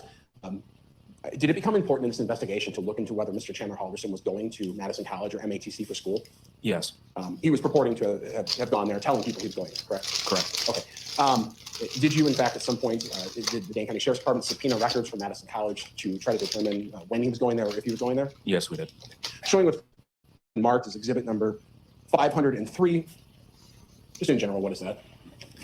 Looks like a certificate of authenticity from Madison College or MATC. And is that notarized on the last page? Yes, it is. Okay. And I know we all heard the judge read the stipulation, but I'll move 503 evidence. It is received. 504, And it 505. says What are we looking at there? this bitch did not come 504 is here. going to be the Madison College unofficial transcripts of Chandler Halderson. 505 is also from Madison Area Technical College or Madison College. It's an enrollment verification for Chandler Halderson. And No, this he is an did go there enrollment for a little verification that bit. was requested by the police this fall in preparation for this trial. Correct, August 9th of 2021. Okay, I'll move 504 and 505 into evidence. They are received. Publish. They may be published. I think he went there for a little bit. And then, Starting with the Bailed transcripts, we'll zoom in just a bit. So we're looking at exhibit number 504. But spring of 2018 shows Mr. Halderson was in fact enrolled at MATC, correct? It's on there, yes. All right. I took a couple classes, leadership as an art, trigonometry, university physics, and some sort of solar technology class, and actually completed some classes in the spring of 18. Fair? Yes. All right. Summer of 2018, he enrolled for a few classes, general chemistry, basic statistics, and another solar class, and completed some classes there, summer of 18. Yes, completed some, and it looks like withdrew from another. Withdrew from the statistics class. Correct. Moving to the fall of 2018. There, Mr. Halderson, intro to sustainable design, again, taking basic statistics, intro to renewable energy, and he completed the design class, got an A, failed the statistics class, and into the renewable energy class. Looks like he withdrew. Is that fair? Yes. Going into 2019, spring of 2019, took a couple classes, environmental science, product management, weather and climate, and electronics class. environmental And, science was hard. Looks like there was a C in the project management class, but the rest he withdrew from. I did Correct. not like that class. Although, We see environmental some additional science is classes what now I in took. fall of 2019. This is on the second page. It looks like Microsoft Word, a couple levels of that, written communication, exploration of something in technology, Cisco networking, IT security awareness, enterprise client, psychology of human relations. And all of these classes he withdrew from half or a little less than half and failed the remainder, correct? Correct. The WNA, it's withdrew with no attempt, meaning that the class was withdrawn sometime, I think it's the first 10 days of the course. And then going into fall 2020, see some Microsoft Word classes, networking classes, psychology, mostly withdrawn, with a couple Fs there, correct? Correct. And that fall of 2020 didn't complete any, but that was the last time that he was enrolled at MATC. Yes. So after the fall of 2020, he was not a student there any longer from what you were able to glean from all these documents? Correct. I believe the end of that semester was January 18th or so of 21. Sure. And if we look back 20. in 19 and 20, he doesn't earn any credits, either withdraws or fails from all of those classes. Correct. And so we'd have to go back to the spring of 19 when he got a C in something called project management to find the last class where any credits were earned. That's what I'm seeing.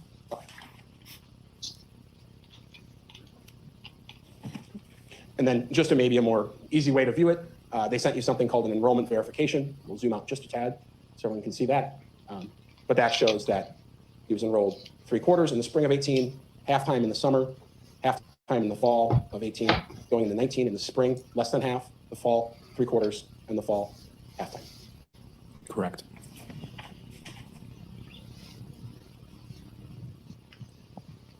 Did you ever find any information in this case to indicate that Mr. Halderson was attending classes or going to classes at MATC going into the spring of 2021 or into the summer of 2021? They did not have any records of that. Now, I'm going to talk about a couple couple of documents that are already in evidence. This morning, Detective Blank testified about this small burner phone. Let me pull it out. It's not something we have to wear gloves for, but this was a burner phone I think Mr. Stelzner testified was found in Chandler Halderson's desk. Correct. The Alcatel flip phone. Okay. And he produced a report when he tried to download what he could download there, indicating a cell phone number for that phone. Correct. And what was that cell phone number? 608-598-7868. And earlier in the trial, a couple weeks ago, we passed around this document to the jury. Was, I believe, testified in this case to be a paper found on the desk of Bart Halderson with some written notes on it, giving a number for someone Bart Halderson spoke to at METC. Who was the person he believes he spoke to? Correct. This is an email that Bart Halderson had saying that he had spoken with Daniel Spieth. At the bottom of, I'm sorry, in part of the body of that, he does say that Daniel sounds just like Chaz, who we know is what the family called Chandler, on the phone. The bottom of this email says Daniel's contact information is cell 608-598-7868, which is the same phone number I just read, which is registered to the flip phone. So the burner phone found in the desk is the same as the email that the jury looked at with that phone number. Correct. Okay. There's a name written on this document in circle. Can you tell us what that name is? Omar Job. And that became a point of interest for the police in this investigation? It did.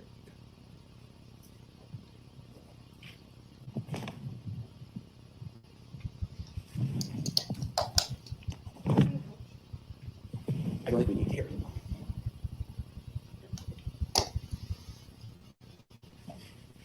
We'll be okay. The cell phones that you were able to see in this case, they were downloaded by Mr. Blank and other lists, and then the detectives review those downloads, correct? Correct. For the most part. Many people sometimes can look at them, but you do look at some of these downloads. Yes. Okay. Was Bart Halderson's cell phone one of these cell phones that was able to be accessed in this case? Yes, we did access that phone. And I'm showing what's been marked as exhibit number 497. Just in general, do you know what this is? A USB. Containing the download of Bart's phone? Correct. Okay. As we talked about, those downloads aren't something that you can really look at very easily. So reports are printed off with some of the data that's in those phones. Correct. And was a report printed off with Bart Halderson's messages and call logs and things of that sort that were relevant to this case? Yes. Okay. Showing what's been marked in this case is exhibit number 498. Could you tell me what that is? Yes, the title page says that it's the contents are Bart Halderson Celebrate Instant Message Report. And that's a report of essentially some of the activity on the phone, including some of the outgoing calls and text messages and things of that sort. Correct. All right. Specifically, I want to draw your attention to page 16 of this report from Bart Halderson's cell phone. Does it indicate on June 29th, 2021, about 2 in the afternoon, did he make a phone call? Yes, it shows 2:04 p.m. that Bart had made a phone call to 608-246-6210, and the phone call lasted 19 minutes and 46 seconds. And so you're the detective in this case. Did you call that number and figure out what that number was? Yes, that phone number is Madison College. I'll move 498 the evidence at this point, 497 as well. Any objection? Yes.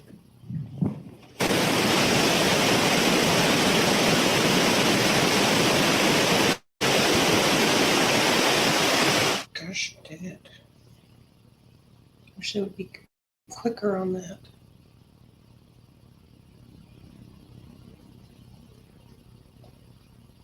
Thank you, Detective. You can return back to the table. Thank you. Yeah, Attorney Brown. State calls Kate Yoakum to the stand.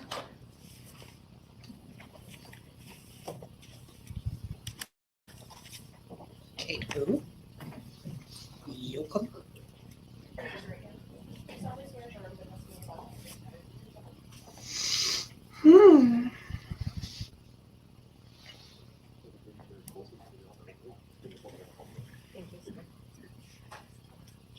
Good morning.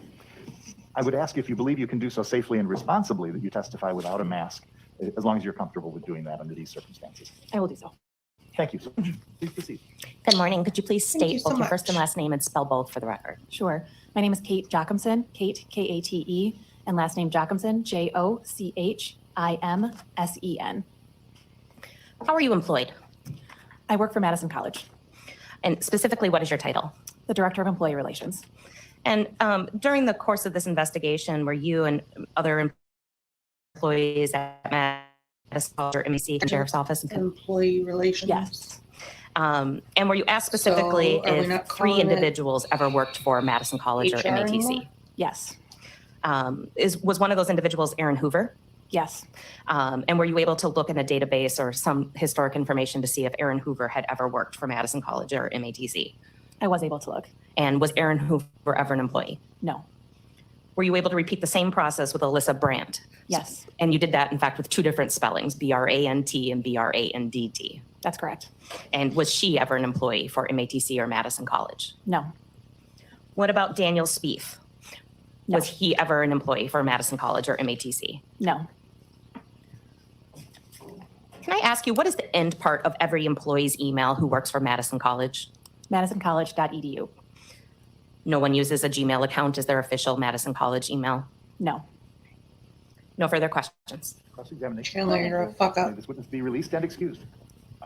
Yes. Thank you so much for your time. Have a good rest of your day.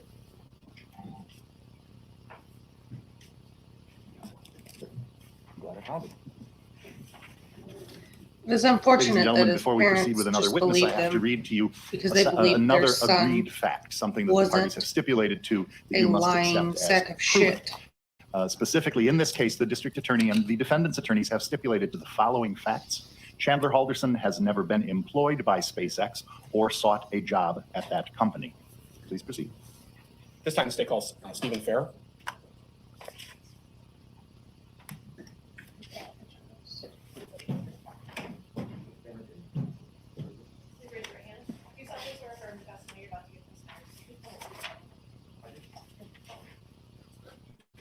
You do.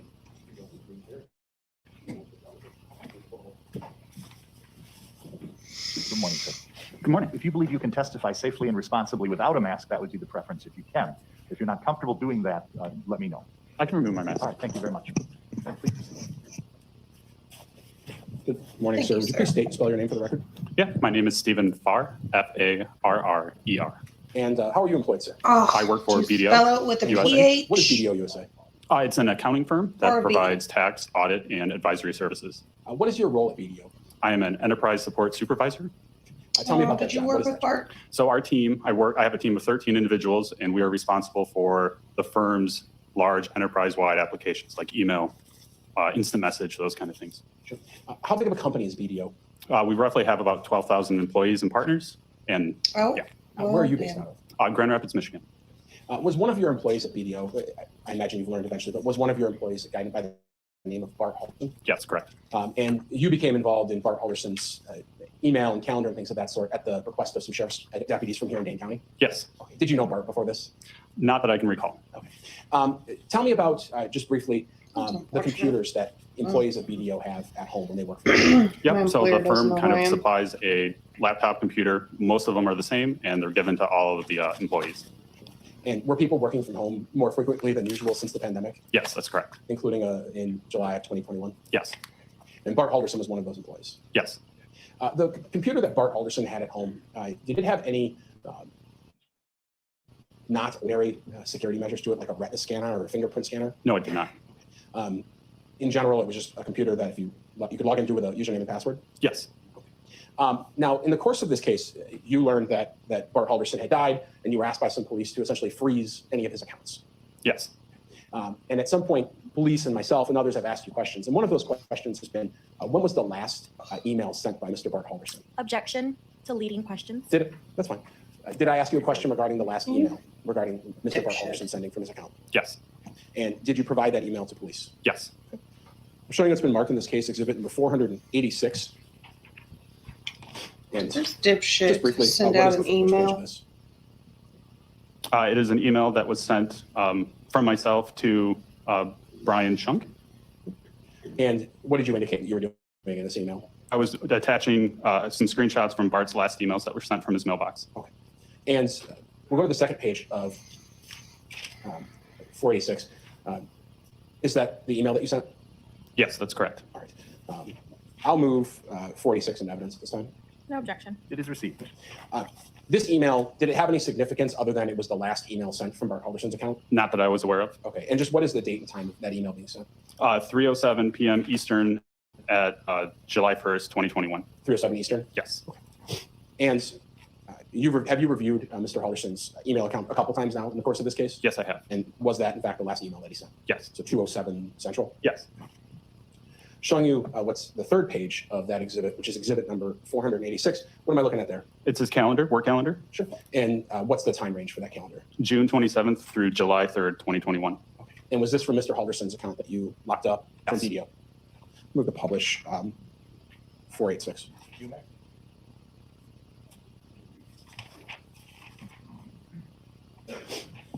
So just looking at that second page, there's no significance perhaps to the email, but what you were referencing was the time and date that it was sent. And that was, Correct. All right. Well, And as to the calendar, let's say. does this appear to be an Outlook calendar maintained by people at BDO? Yes.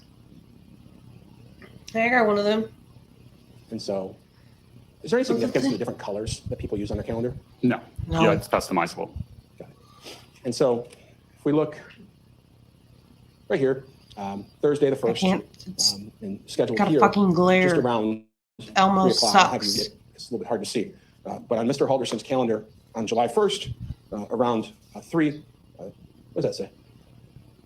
Krista doctor appointment. Sorry, you're looking at the 30th. Look Oh. at the 1st. Chaz, MATC.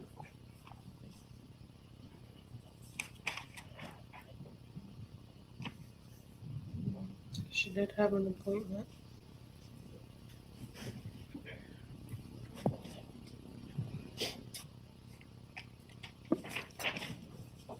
You know, one day I hope he talks. Like one day I hope he does like an interview. Good morning, Mr. Farr. How are you? Good. So a couple of questions for you. The state Shut mentioned up. something about Mr. Halderson's, Bart's laptop. And that is a work issued laptop, correct? Correct. So you're pretty familiar with that laptop and how it's used. Yes. Shut up. The state mentioned something about no fancy equipment, if you will, to log into that computer. Is that correct? Correct. Not only did you provide the emails shown, but you provided different information to the deputy sheriff that you spoke to, correct? Correct. And I believe the contact person was actually Detective Shuck. I believe so, yes. So along with emails and that calendar invite or that calendar, you also provided information on Mr. Halderson's login, correct? Yes. And with the login information, that's something that's generated. It's not something that Bart himself put in a spreadsheet. It's something that's generated through some kind of computer program that you use. Correct. Now, with that spreadsheet that you provided about the logins, could you give us a little more information on what exactly was provided in that spreadsheet? Do you have a copy of that spreadsheet? Because I know I sent a couple, and I I want to do, make sure yes. I speak So clearly. actually, give me a second to get that ready for you. Why didn't you have that ready if you were going to question him about it?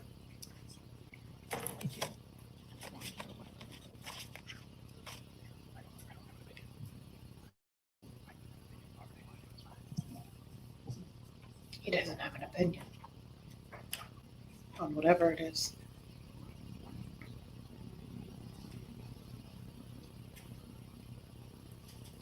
I think we're just going to go all the way through this and make it one video because it's only been an hour and a half. And All right, I'm handing you. Yeah. Exhibit 1000, there, excuse me, 1101. So go ahead and point. I don't really feel like splitting it up.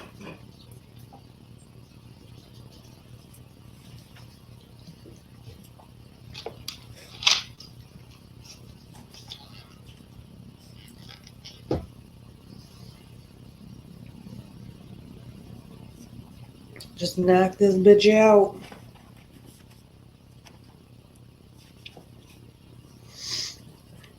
Kind of information would you like him to elaborate on? All right, and what is it, a copy of, what is that? a copy of? It's a copy of a couple of emails I had sent to Richard Bennett about the login information for Halderson's computer.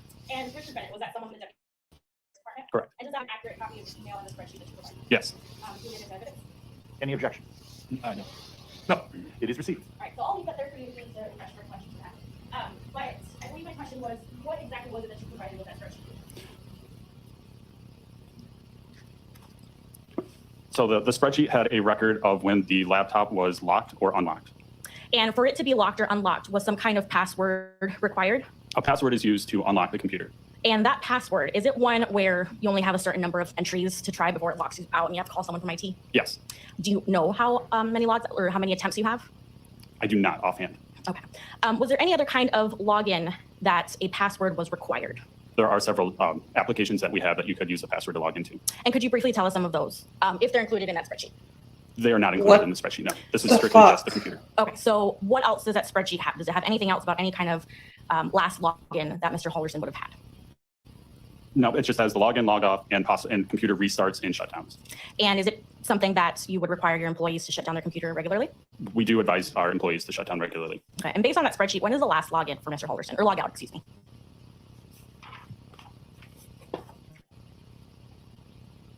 The last logout would have been July 1st at 8:07 Eastern, 8:07 Eastern. 8:07 p.m. Eastern. And that would have required some kind of passcode. That is the log off, so there's no passcode when you log off. You just turn off the computer. Well, your computer will either turn off automatically if you don't do anything for 20 minutes, or you can manually log off your computer. So then that would mean that at some point, at least the computer was active roughly a little before 8:07 Eastern time. It would either have to be active, or if you had a video playing at the same time, that would keep your computer from becoming locked automatically.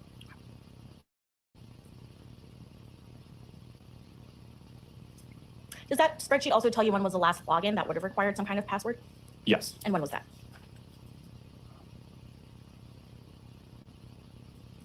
It's 5:13 p.m. Eastern on July 1st. So from 5:13 Eastern to roughly about 8:07 Eastern, the computer was active the whole time. Correct. Thank you. No further questions. And I'll take that back from you. If you wouldn't mind, you can keep it for a second. You're right. Sure. So 5:13 Eastern, meaning 4:13 Central, was the last verifiable time that computer was logged into? Correct.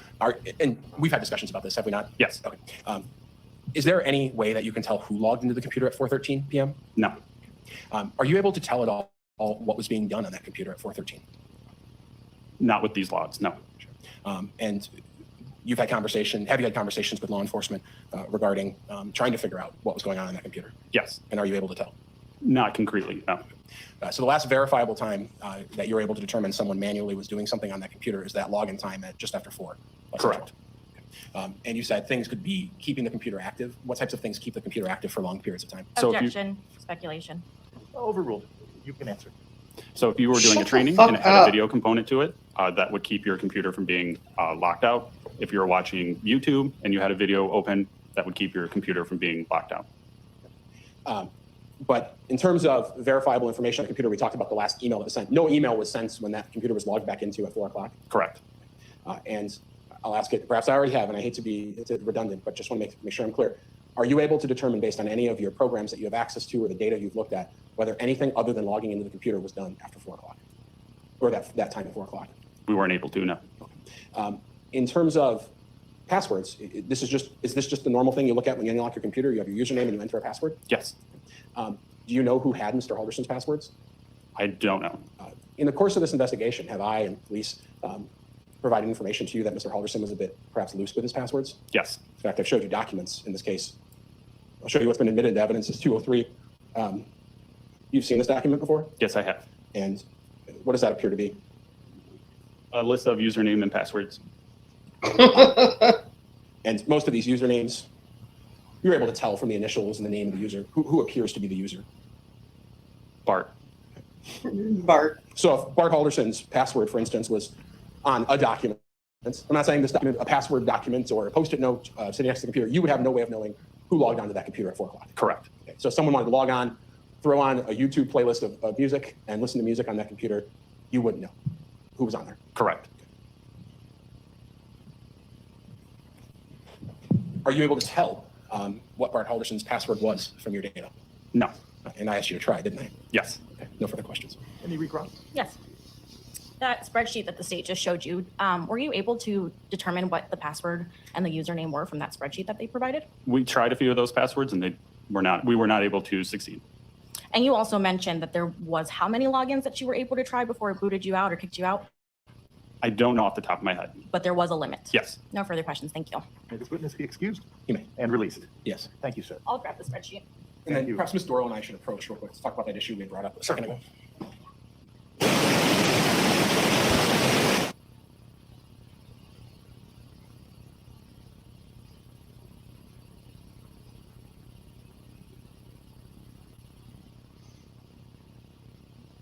Yeah, ask him what password he used. Blowers have created a lot of background noise. Okay. Thank you. Go right ahead. Sure. Good morning, sir. Would you mind telling us your name and spelling it out for the jury? My name is Omar Job, Omarjobe. And sir, what do you do for a living? So this is the I work as an enrollment actual one coordinator at Madison person College. And that tell me a little bit about that exists. job. What do you do in that job? We are customer service that, like one-stop shop that help different departments. We support different departments like financial aid, enrollment, We're a records, one-stop shop, he admissions, says. and triage order calls in different parts of different departments within the college.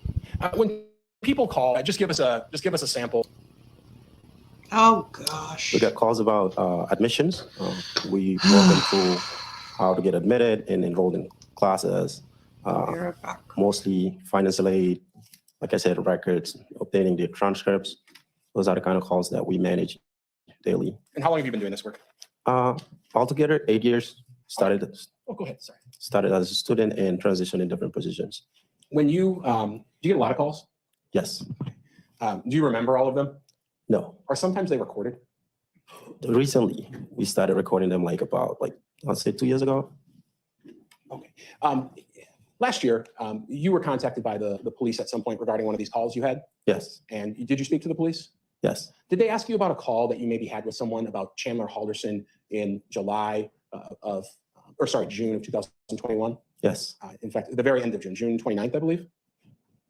I remember the date, but Okay. yes. All right. And was that call recorded? Yes. Okay. Have you listened to that call? Yes. And we'll show you just there's a number on the bottom. It's 496. It's a kind of an oddly designed transcript, but just even reading the first little bit of that, does that appear to be the call that you had with this person regarding someone named Chandler Halderson? Yes. All right. I'll take that back from you. I will move 496 into evidence, and I'll represent for the record 495 to be the call and move the call into evidence as well. Any other objections? No further objection. Thank you. It is received. I think I asked you, but we played the call for you and you listened to it at one point. Yes. Do you have any independent memory of this call at all? No. Do you know Chandler Halderson? No. Do you know anyone named Bart Halderson? No. When you listened to the call, were you able to tell though that it was you on the phone? Yes. All right. So if we could have HDMI left, I'll plug my computer in.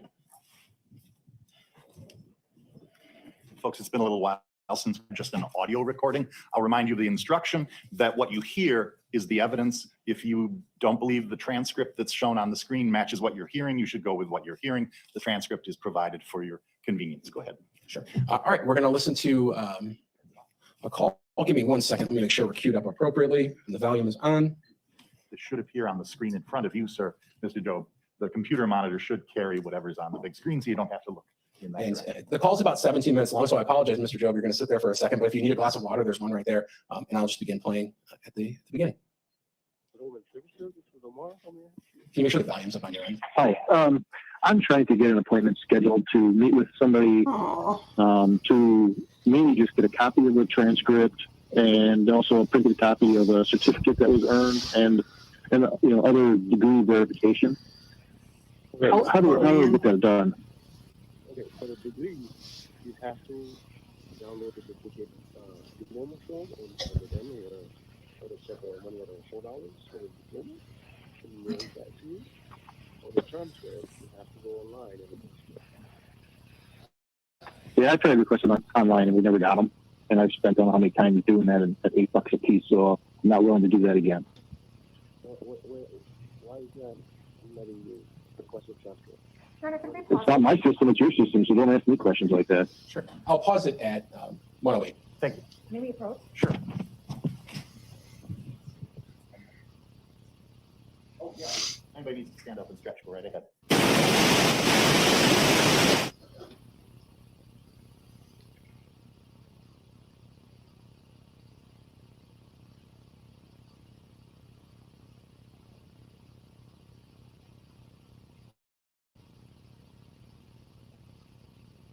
So slightly early for lunch, but at the same time, I don't know if you think it will.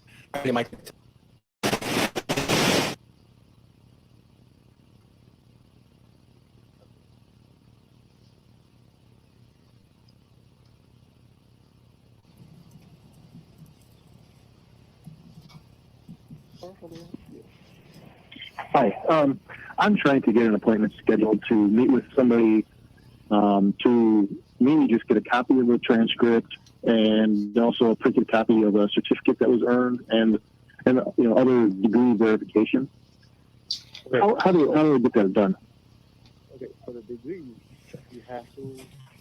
Sounds like the issue's not resolving, so we'll probably need to take a small break. All right. You,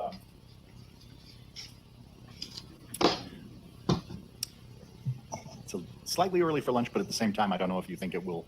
I think it might take 10 minutes. Our tech person is on his way out. Okay. All right. Folks, do you want to just relax here, or would you like to go back to the jury room and come back? I'm fine if you're okay just being here. Unfortunately, I'll note we may need to be using the screen, so if that matters for your decision and where everyone stays. Well, let's do this.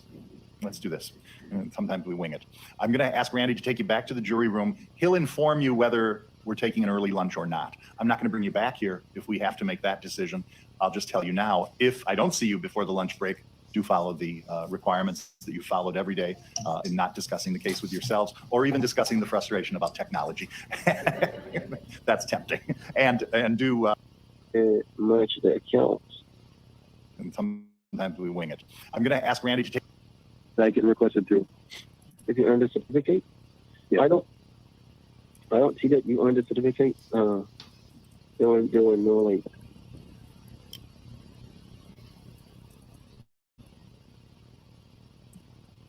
You were taking, okay. You were taking IT classes, right? I don't see that you were in a program. Well, prior to the IT, there was a solar program too. Yeah, but I don't see that you were Chandler Halderson. And your date of birth is March 15, 98? 98. Okay. No, there was an old account that got changed to this new one. So would it be under the old account that didn't get, or did all that get transferred over? It's soon if they merge the accounts. What was your? Do you have your old account info? Like It used to be Halderson C at Madison College. Yeah, normally, if they merge it, it'll bring everything together. Hold on, I'm checking.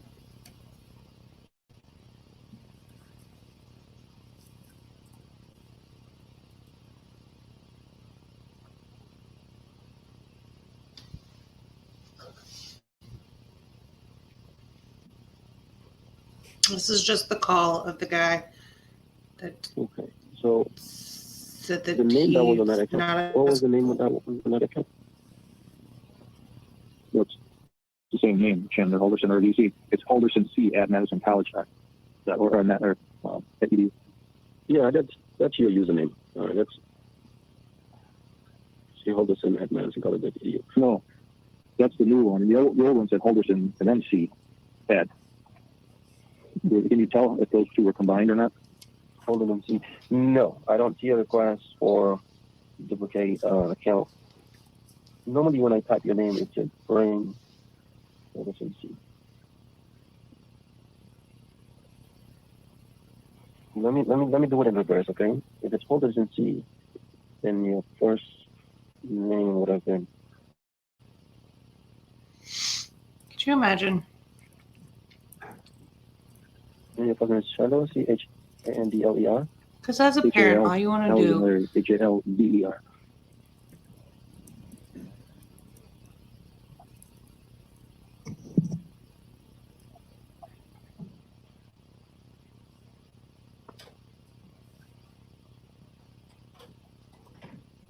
You'd still hear you type, dumbass. No. So when I look you up by name, if it had a duplicate account, it should bring all the names that are under that account. Now, if they canceled one, would that show up anymore, or would the cancel be like expunged, kind of? Believe your kid, and you could think that your kid is like this if you go to any other pathological liar. A duplicate account was processed. But he just went through all this trouble just to lie. There was no like. Like, How far just back does that be account in go that you're looking at, like school. when was the first class taken? And if you don't want to be in school, don't be in school. Just go live your life and do something. Be fucking productive in life. Like, don't be this. Oh, okay. So that does have all the I history. don't then. know, man. Yeah, I don't see that you were admitted. I'm having a hard time hearing you. But I don't see that you were admitted in any program. So you said they were, it's the IT degrees in there, right? No, those are just classes. Like it's the general education classes and then the IT classes. You might have just took the classes but not be in the program. You have the solar. You took a solar class, physics, trigonometry, maybe art, general chemistry. Yep, you took some solar classes, like I said. Yep, you took some classes, but you were not in the program. Mm-hmm. Does the internship from the spring show up in there? Entrance from the spring of what year? I think that. Oh, this year, 2021. Or winter? Yeah, you do spring. No. Does normally show up in there? Yes, if the internship is part of the curriculum, yes. Okay. So this is his dad calling. Do you know, as do you him. have an Alyssa Brandt that works in that area or anywhere in the campus? What is the last name? B-R-A-N, I think it's T or D-T. He doesn't even know.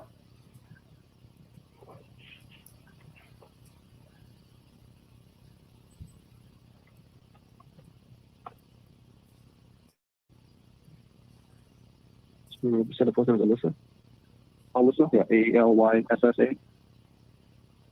No. All the branch names are Alyssa with all the last names that I put. And does that check non-teachers and everything? It would be anybody on campus that works there? It will be anybody on campus. The directory will have anybody on campus. Okay. How about, does Daniel Spice still work there? His last name is Spice, yeah, it's, let's try to get the proper spelling. No, S-P-E-I-T-H. You said S-P-E-I-T-H. I-T-H. No, it's not so, no.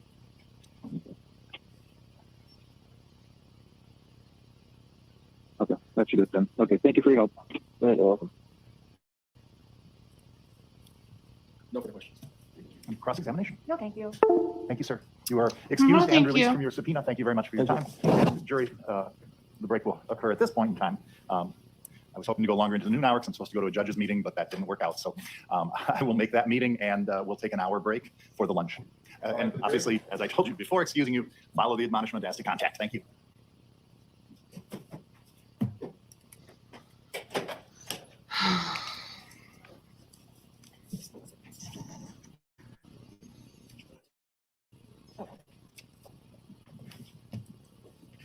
I apologize for the delay. Who doesn't love meetings that are supposed to be over the noon hour? And we'll get going now that I'm able to reconvene our hearing. If you want to call the detective. Sure, Detective Shuck, returning to the stand. I'll remind you that you're still under the oath you swore this morning, sir. Thank you. Yes, sir. Good afternoon. I know you were on this morning and then we had Mr. Job, and I'm going to ask you some questions about the same exhibit, which is number 498. Just quickly, if you could refresh the jury, what are we looking at in 498? This is a Bart Halderson Celebrate report.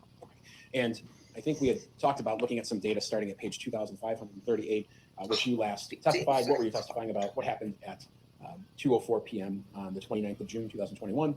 At 2:04 p.m. on the 29th of June, phone number 608-246-6210 was called for 19 minutes 46 seconds. That was the call Bart made to Omar Job. Okay.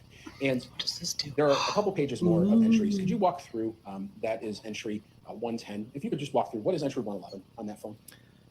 111 is just, it's showing the source of that phone call. Once again, showing the 246-6210 number. And that's just data that's pulled. The police are here. When there's only a couple pages left, we'll go to the next one. What happens in what's been analyzed in your system as number 112? It looks like there's a message sent. Who's it sent from? and who's Leave it sent like to? this. Correct. On June just 29th, change still at colors. 3:27 p.m., Bart Halderson sends a message to Chandler. It's listed as Chaz Halderson in his phone contacts. It's an instant message that says, "I spoke to Omar Job." Then Yeah, I the next did. item analyzed in your system is 113. It's a web history. Is this exactly what it sounds like, internet history? It is. Okay. And what does that show, and at what time does it show it? At 5:39 p.m. on that same date, Bart Halderson Googled Madison Area Technical College. And 114? 114 is just showing that the search was completed through Safari. 115?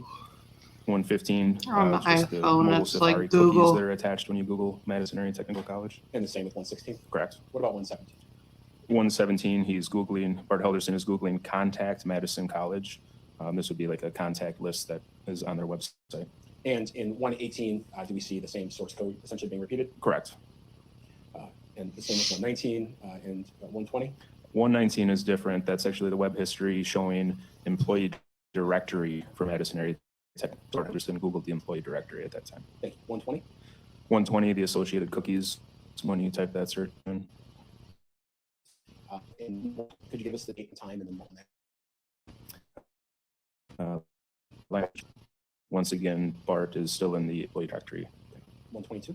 122 is listing employee directories results, and that's at the same time on the same date. 123? 123 is an activity sensor data. This comes from the health app on Apple phones that shows July 1st at 2 p.m. And in your experience or knowledge, what is this? So people that have the health app on their Apple phones, every hour, Apple will document, steps traveled, distance traveled, among other items that you can select to be shown in the app. When does it say he stops taking steps? Line 124 is an instant message. It's July 1st, 2021 at 2:10 p.m. This is an instant message from Bart Halderson to Chandler Halderson. What does it read? Bart wrote to Chandler, "I'm ready whenever you are." The next line, 125? 125 is just a duplicate of that same. And the very last line here, labeled as 126. What is the date and time of that, and what happened? 126 is July 1st, 2021 at 3 p.m. It's also an activity sensor data. It's also just the iPhone health app reading that there was the last activity at that time. And that's when it was uploaded at 3 o'clock? That was when it was uploaded for the previous hour, correct? In your review of the records, does it appear that the uploads happens periodically on the hour basis, perhaps? Every hour. After Bart Halderson's phone updated the health app at 3 o'clock on July 1st, 2021, was there ever any activity on that phone again? There was not. Judge, if you could just turn the on, I just want to make sure and display. Boom. It was at what? 3 o'clock? And so again, we're looking at exhibit number 498, and we're going to start here. Is this that phone call to Mr. Job that you were talking about? Yes, it is. And so we have the date, time, June 29, 2021, and then the duration of the call. You mentioned the text message shortly thereafter, June 29th, 2021, 3:27, the parties, and then that's the body, correct? Yes. And then we start talking about looking up Madison Area Technical College. I'll just display the page on page 2539.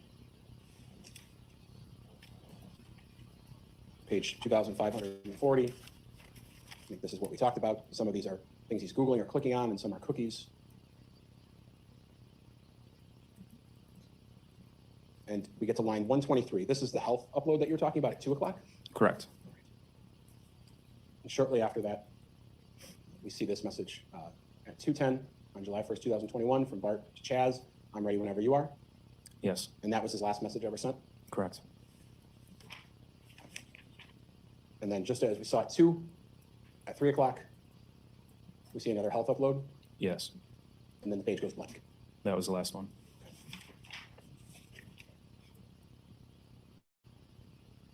Damn. So that means mom has one of those too. No further questions. Cross-examination. Thank you. Now, the exhibit you just testified about contained more information, more entries than you just talked about, correct? Yes. So you just talked about the ones that you and Mr. Brown determined relevant to this investigation, correct? To this specific point, there's been other references to that attachment. To this specific point, correct? Sure. Now, in looking at Bart Halderson's phone, it's fair to say your investigation looked as much as you possibly could on that phone for potential evidence, correct? Yes. That's it, thank you. Can you redirect that? What the fuck is the point of that question? Table? Don't understand your questioning. Justice. Well, Stacy at this time. It's a slower transition between lights. Afternoon. You can follow that gentleman right there.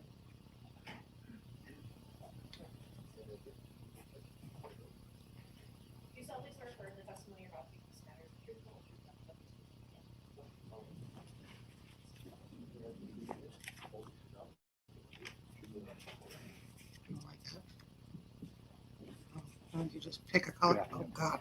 You believe you can safely and responsibly testify without a mask? That would be our preference. Sure. Thank you so much. And as you discovered, the chair doesn't move; it's bolted to the floor. But the microphone can come closer if we need that. Go ahead, Counsel. The chair is bolted to Good the afternoon. floor. Please spell your name for the record. Stacy Just in Sadoff, case. Stacey Sadoff. And what do you do for a living, ma'am? I'm a digital forensics examiner With who? with Wisconsin Department of Justice. What does the digital forensics examiner do? We do several things, but to make a long story short, we will look at electronic evidence, so cell phones, computers, thumb drives, tablets, and pull information from those devices, and then Go back conduct to analysis. being normal. What type of specialized training do you have in the area of digital forensics or phone analysis, things of that sort? Yes, so I have done Jesus. training through multiple softwares, digital forensic software specifically, that I've done on and off since I started in 2013. I'm showing it's been marked in this case, exhibit number 466. Is that your CV? Yes. All right, I'll move 466. Objection. It is received. Were you asked to become involved in the case of Mr. Chandler Halderson and the homicides of Bart and Krista Halderson? Yes. What types of things did you do in the investigation? So in this investigation, I was asked to do cell phone extractions. There were cell phones brought to your attention in this case? Yes. Were you able to access all of them? No. What goes into whether you're able to access a phone or not in your job?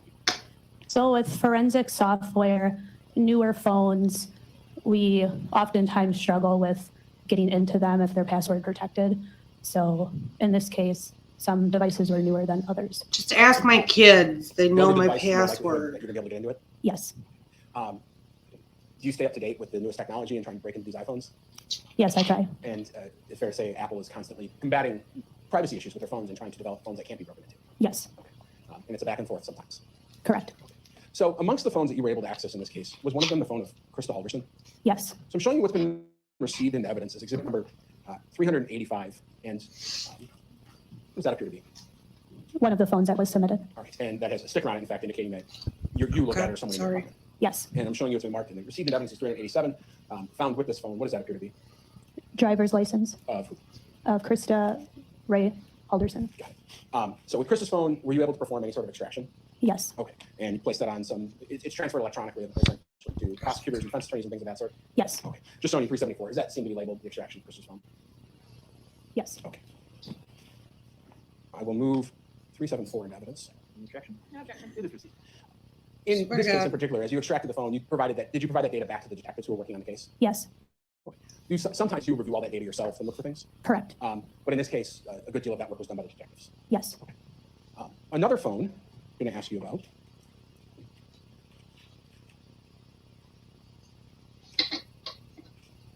Is a phone belonging, or that was purportedly Chandler Halderson's old phone. Were you able to review something that you believe to be one of Mr. Halderson's older phones? Yes. And why do you think it was an older phone? Or what gives you that impression? The phone was an older make and model as compared to another phone that was submitted that was a newer make and model. And in the course of I think what the jury's heard, if that phone was found in a desk drawer with other phones, that's consistent with people when they split their old phones. Yes. And did you download that phone? Particularly, I ask you, when you download a phone and when you develop information related to those phones, are you able to see what? Sometimes. What is happening? I'm hearing something that is background noise. In this case, were you able to see what Mr. Halderson's password was? Yes. And were you able to see what Chandler Halderson's old iPhone password was, the phone that was found in his room? Yes. And what were they? I don't recall the number off the top of my head, but they were the same. They were the same password? Yes. And for the record, Are you guys hearing it? the old Chandler Halderson phone, Yes. and that's your lap sticker on it? Yes. Sticker? Yes. Those phones were 4-digit passwords? Yes. And you confirm them to be the same? Yes.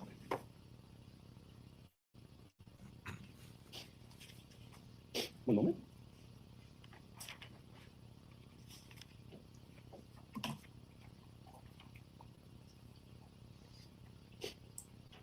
That was creepy.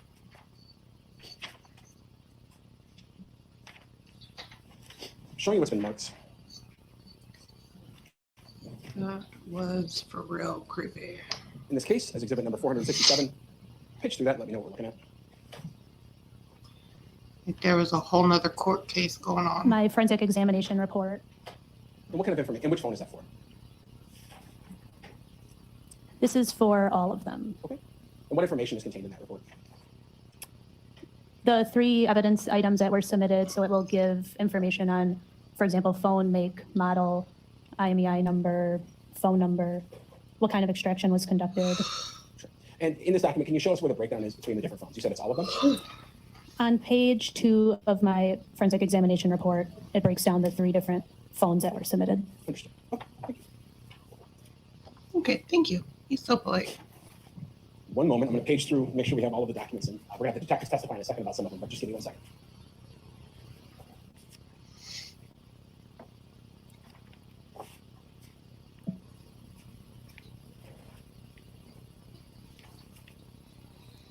Like, I really wonder what his thought process was as far as like, yeah, let me go to trial. That sounds like a good idea.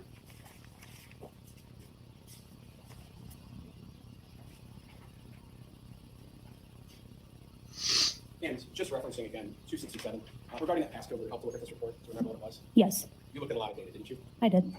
So if we're looking at page, on exhibit 467, starting with the iPhone 6 that we've identified as the phone found in Mr. Halderson's room, it's on page 4,933. Be able to determine the passcode there? Yes, And what is that? 2568. And then if I turn to page 4,936, this is identified as Krista's phone that you downloaded. What's that password? 2568. Counsel, before I ask about cross, could you double check the exhibit number for the extraction? You said 374, but we have that assignment. I think it was a 10 bullet. Let me double check. Okay. Give me this. The extractor was 574. 574. That's not what you said according to 2 people up here. Yeah, cross-examination, please. Yes. So, I just wanna clarify despise this something. lady. Earlier, you said that the documents that you just reviewed with Mr. Brown regarded all of them. When we're talking about all of them, we're talking about cell phones, correct? Yes, And what is all of them? How many cell phones did you review? 3.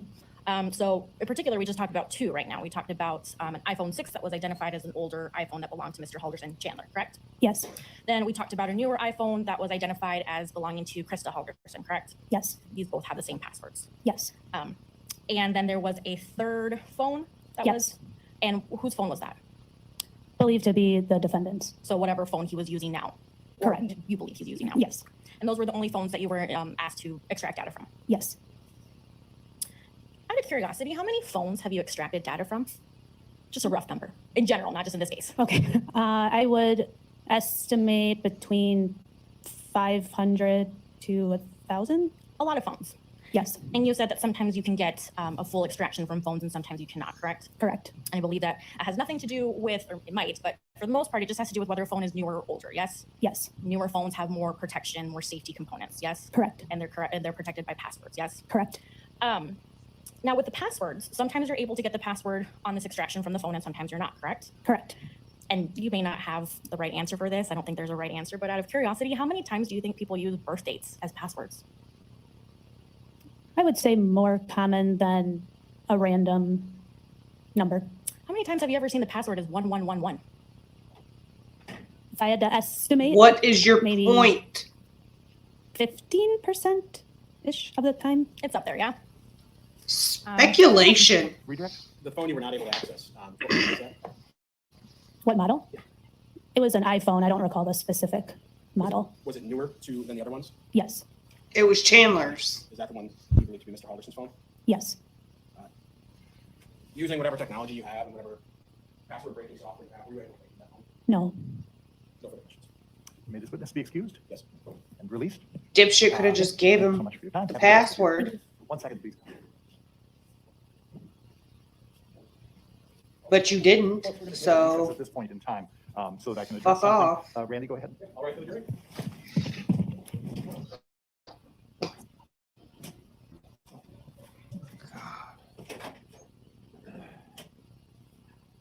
Just as I asked Mr. Shunks some questions about messages on Bart's phone, were you asked to review the downloads that were performed by Ms. Stacey Sadoff, who just testified, the download of Krista Halderson's phone? Yes, I was. And specifically, were you asked to look at text messages on that phone? Yes. Okay. Showing what's been marked in this case is exhibit number 499. Does this appear to be some of those messages that you were able to download, specifically more recent to the homicides? Yes. And these are in what we call conversation mode? Yes, they are. And briefly, if you could explain conversation mode again for the jury, this is from Cellbrite? Yes, it's a Cellbrite extraction report of the text messages between Krista and Chandler. And then the conversation view, it actually just appears easier to read. The color is different from the sender and receiver. Looks a little bit more like a text message. It does. Okay.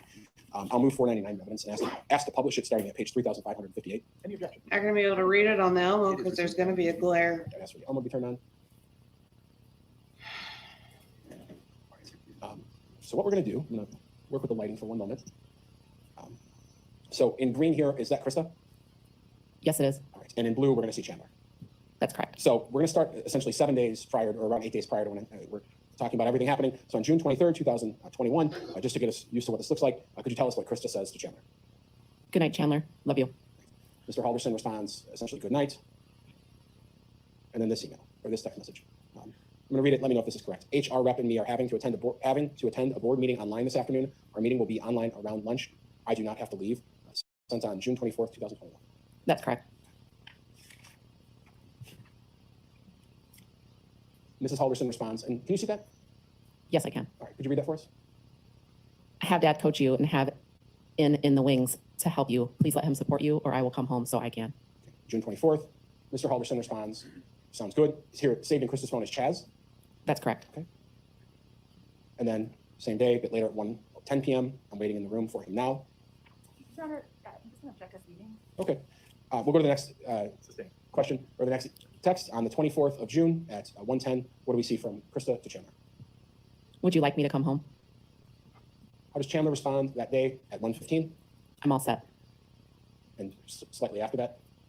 I got a list of things from Dad and a bunch of tips. Staying on the 24th, a message from Krista to Chandler. Now we're at approximately 2:31. Can you tell me what that says? If you need to pick up check, I can come home. Just ask. 3:13. This is to Chandler from Krista. Any news? And then from Chandler or Chaz to Krista Halderson, June 24th at 3:26. What does he say? I don't need to go anywhere because I have a board meeting until the end of the day. And then on June 24th at 3:27, that last message, what does that say? From Krista, did it get solved? Again, staying on the 24th, a message from Mr. Halderson shortly after that at 3:27. What does he say? Pretty much just need some approvals and signatures. Now we're on to June 28th at 1:02 p.m. What does Krista Halderson say to Chaz? Were you able to make an appointment with MATC? Again, June 28th, not 1:02. What does Mr. Halderson say to Krista? No, there's a line I might be able to skip, so I'm exploring that option. Then the next, we're now on to June 30th. Lines like shit. Here at 7:22 in the morning, what does Krista send to Chandler? Thank you for waving. You made my day. Happy face emoji. Mr. Halderson responds shortly after, saying what? No problem. And then what does Krista say at 7:30 p.m. or a.m. on that day? Love you lots. She fucking loved you, asshole. On the 30th, fucking killed her. Krista to Chandler. Come see us when you are done. At 5:19 p.m. That's correct. Mr. Halderson responds with what? Okay. Now on to July 1st, 2001. Your mom. A message from Krista to Chandler at 1:38 p.m. What does that say? Hope things are going well. Thinking about you. Happy face emoji. It's not an emoji. On July 1st, 2021 at 2:34, how does Mr. Halderson respond? Going well, thanks. And what is supposed to I don't respond at 2:34 on that day? With a happy face emoji. At 3:19 p.m. on July 1st, 2021, what does Chandler text his mother? Dad's phone died. Text or call me. Shortly What time after, was that? another message. Yeah, from Chandler to Krista. And get soda on your way home. I have an extra hour of work. And Krista responds, Okay, I can. Happy face emoji. and that's at 3:22 on July 1st, correct? That's correct. Oh, God. On July 4th, there's no messages. On July 4th will be the next message we'll look at. There's a message from Chandler to Krista on the 4th of July at 11:02 a.m. What does that read?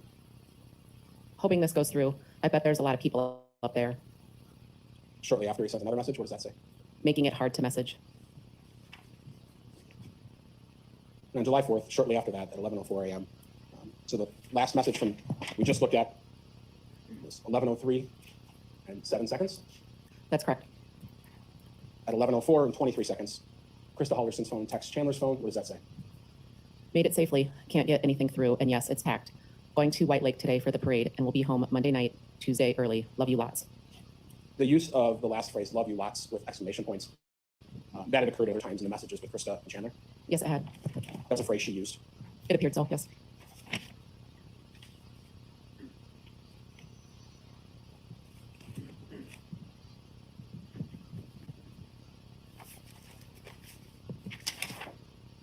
No further questions.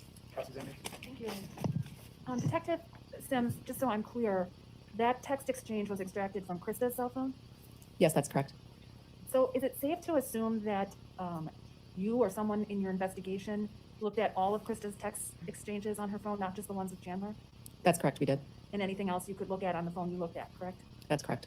That's it. Thank you. Can you redirect? Thank you, Detective. You can go back to your seat at the table. For fuck's sake. I'll call Courtney Ritt from the Department of Justice. Do you have any questions about it?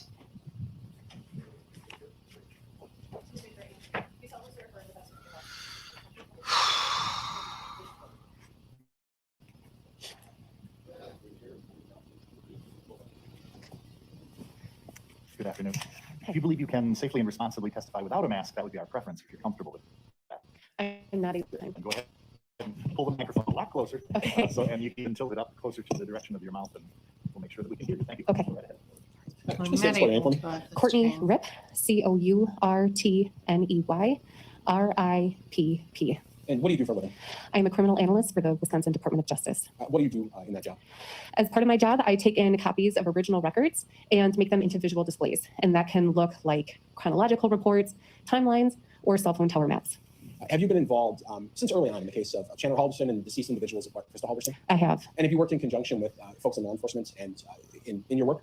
Yes, I have. Specifically, maybe these detectives over here? Yes, I have. Okay. Showing what's been marked in this case is exhibit number 435. What is that? This is my CV. I'll move 435 in evidence. No objection. It is received, and I'll have the record note that it was Detective Sims and Trump that counsel was referring to, just so that the record reflects which detectives.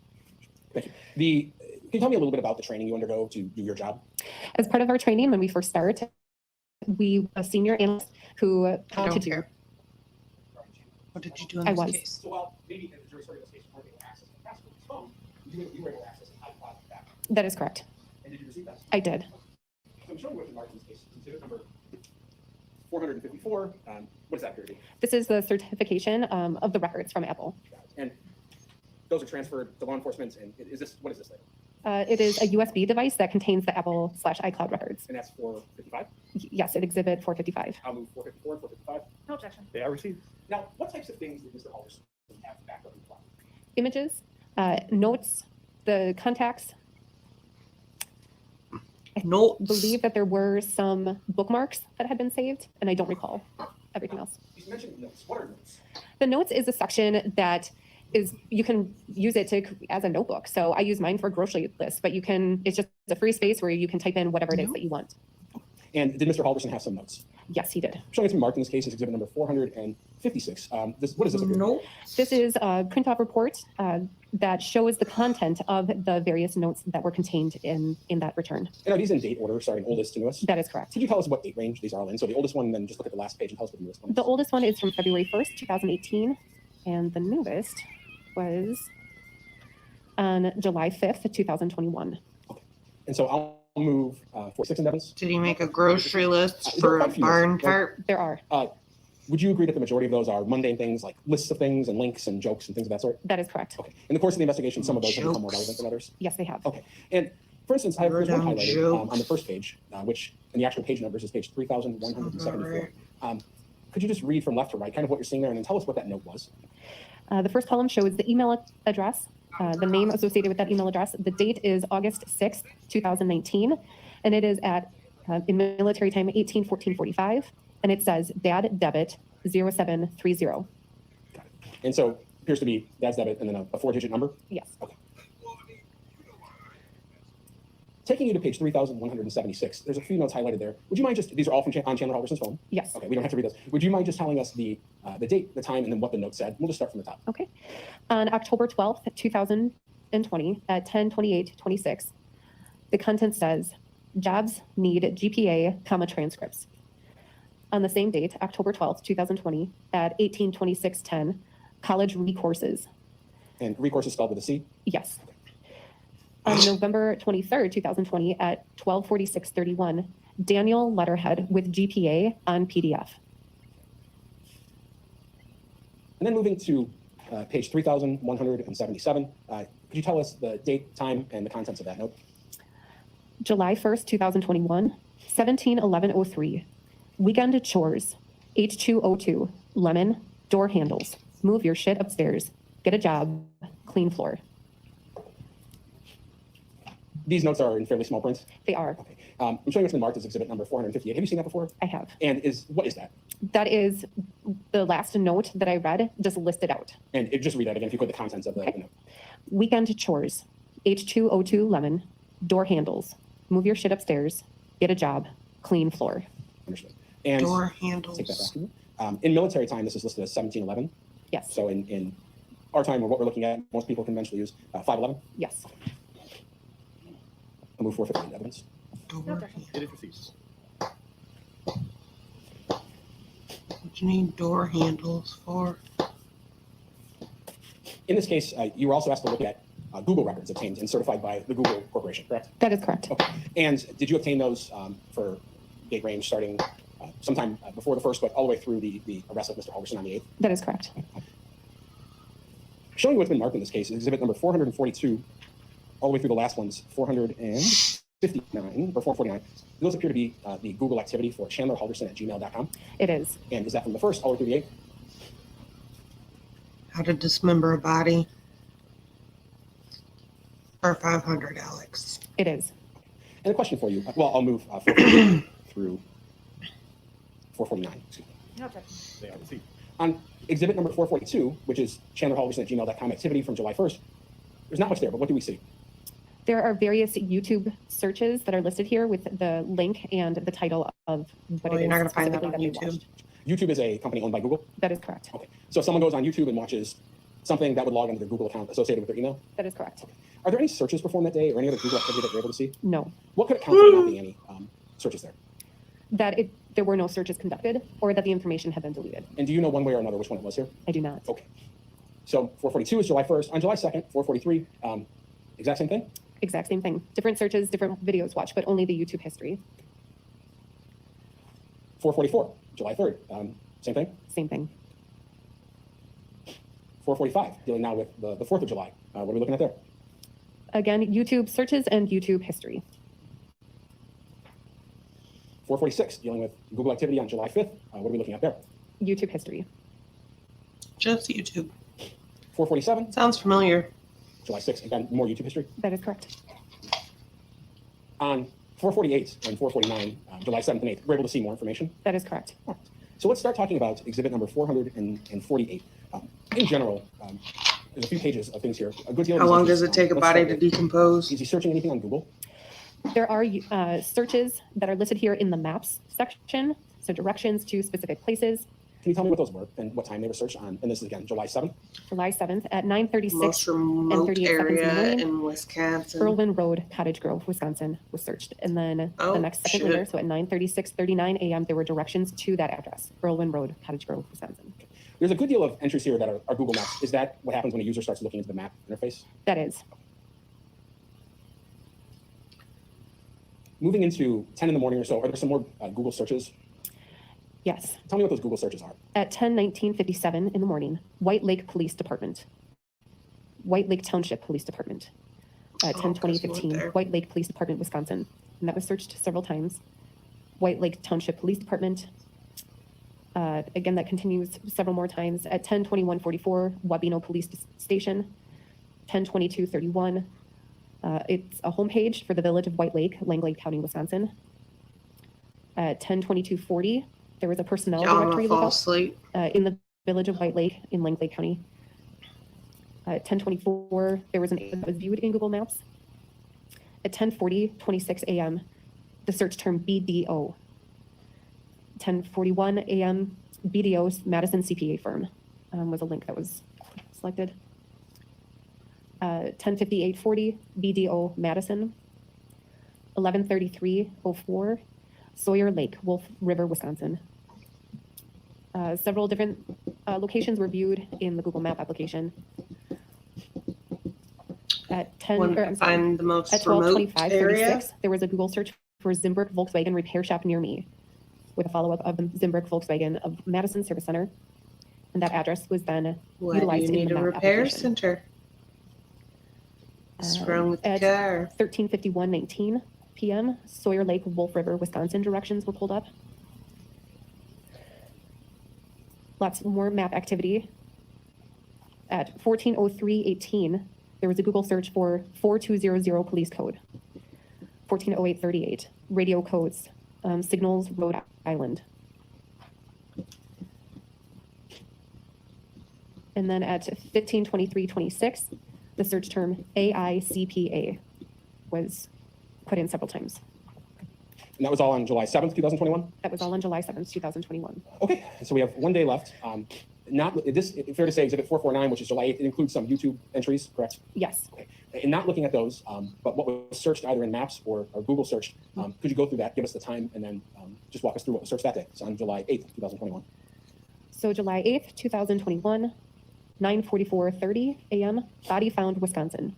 9:44:41, women's body found in Wisconsin.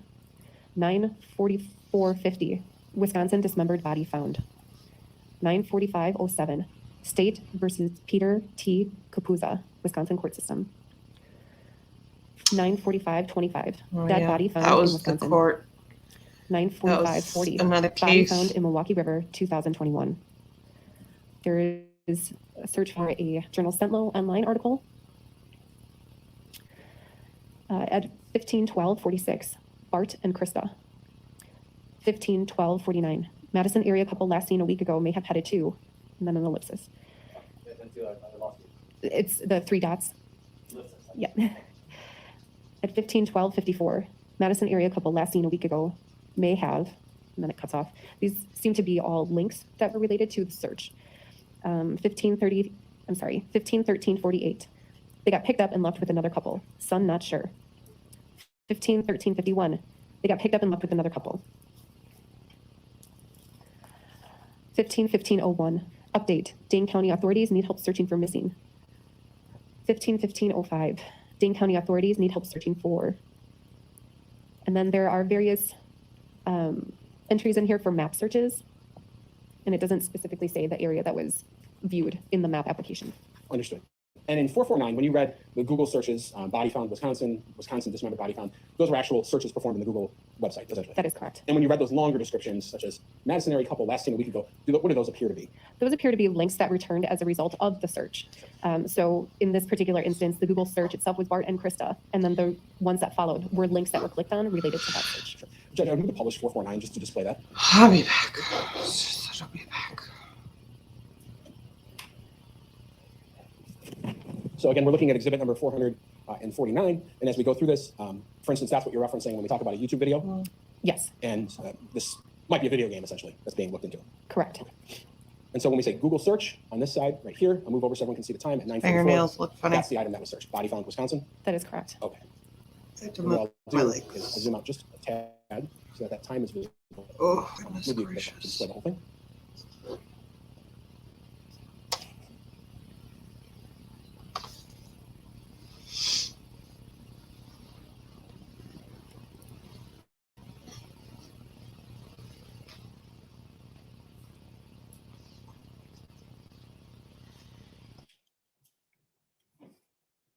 And so as we get down to the bottom, these are these the links that Mr. Halderson or his Google account clicked on? That is correct. You can see after the google.com/ it changes from search to the URL. Understood. Which differentiates from the actual Google search for something like body found with Wisconsin, which is /search and then the query. Correct. I'm going to draw your attention to one of the searches or one of the links, which is the state versus Peter Capuzzo. Did you in fact go and find what that was, that link that was clicked on? I did. In general, what was that? It was the court case involving a man who was accused of murdering and dismembering a female relative of his and the way he dealt with the remains. Okay. And there were some legal issues related to that. Correct. Okay. And we're not going to talk about the legal issues, but I'm showing you Exhibit 357. Is that the Court of Appeals decision that was clicked on in that link after Mr. Halderson looked into State versus Peter Capuzzo? It is. I'll move 457 into evidence. No objection. 457? Yes. It is received. This legal decision is many pages long. However, I would ask the witness, if it's okay with you, Judge, to read simply the first paragraph starting with the description of the judge who wrote the decision, just that entire first paragraph and stopping at where it says background. Is it from the opinion or is it the editorial summary? It appears to be the editorial summary at the top. Any objection? No objection. Okay, make you ready. And so I'll have you start with the name Peter Capuzzo and read from that point forward. You do not, I think it's okay if you do not read the statutory numerical sections as you go through it. I think Thank you. that'd be hard to understand. Peter Capuzzo was convicted of first-degree intentional homicide and hiding a corpse with intent to conceal a crime. The prosecutor presented evidence that Capuzzo killed his cousin, Milano Mushambe Capuzzi, Capuzzo, cut up her body and disposed of the parts in the Wisconsin River. Capuzzo argues that the trial evidence was insufficient to sustain his convictions and that evidence relating to a trained dog, which allegedly detected large amounts of human blood residue in Capuzzo's apartment, was improperly admitted. We conclude that the evidence was sufficient to support Capuzzo's convictions and that any error in admitting evidence related to the dog was harmless error. We affirm the convictions. So when we talk about the Capuzzo decision, Sir, why were you looking it up? going back to Exhibit 449, Dismembered 9:45 in the body morning parts on the 8th of of July. family Correct? members. That is correct. It was at 9:45:08. Yes.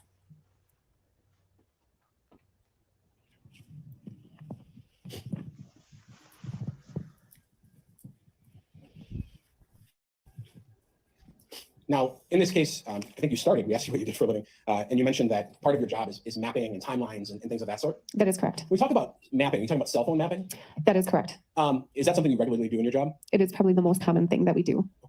In cell phone mapping, you're concerned with tower records, cell phone tower records? Yes. Okay. Talk to me about how cell phone towers work. Typically, there are 3 sides to a tower, and the side of the tower that's used is going to be the strongest tower that the phone chooses to be able to support a communication. So when we get phone company records back, it gives us a side of the tower that was used that gives us directionality for possible travel and things like that. They typically keep records, the cell phone companies typically keep records for their own business purposes, who people are communicating with, the times that are used, how long the communications last, and they keep all of that so they can provide better support to their customers. The tower ranges typically for 3 to 5 miles, but it can cover as far as up to 10 miles, depending on the area, what the population is, what the needs are of their consumers. So in more urban areas, you're going to have less coverage, but you're going to have many more towers. Than in rural areas, you're going to have fewer towers that have much larger coverage areas. When it comes to cell phone records, do you need to activate your phone? Do you need to do anything affirmatively on your phone throughout the day for it to be connecting to cell phone towers? Not necessarily. Tell us about that. So throughout the day, the carrier is constantly sending updates to your phone to figure out where you might be. Your phone may be reaching out to get updates for different applications that might be utilized on your device.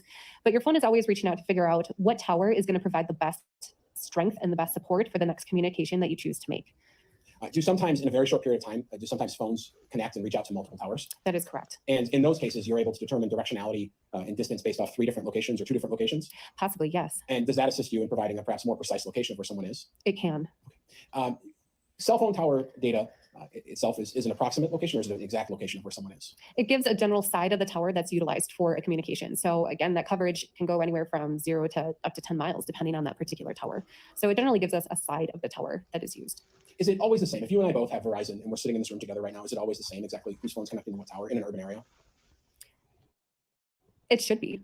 Does it always work out that way? Not necessarily, no. Okay. Sometimes when looking at cell phone tower records, do you see towers that are maybe way off in the distance, blink on for moments and then go away and never be used again? I do. What does that mean, or what does that look like? It could jump back to an earlier data session for a moment, or it could be that the tower really isn't the best, to support that connection. So then it jumps off to a different tower to maybe handle the rest of that communication. More often we see that with data records.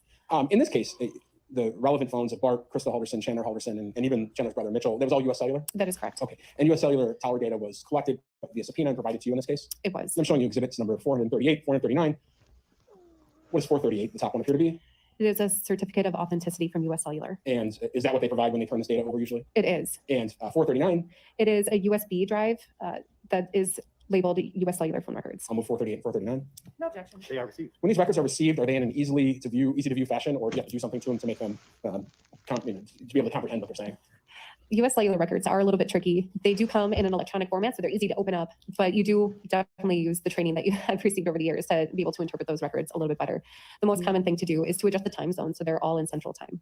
And you said mapping at the beginning. What do you do? What does that mean to you when you take tower records and you're going to map them? What is that? So we have a list of towers that are provided by US Cellular that lists all of their tower locations and the degrees which each sector of the tower covers. And when we match up the phone records, we use the tower that they provide in the phone records and match it up to the tower list and just connect it to the same tower name. And then we're able to use that latitude and longitude and the sector that's indicated to determine how it's mapped out. And when we talk about the map, what is the map? Is that your own created map, or what map do you use to overlay this data onto? The map layer that is shown most commonly is Google Maps. And we can change that to reflect satellite imagery where you see the roads and the landscape, trees and such. When doing mapping, do sometimes you use Snapchat records? Yes.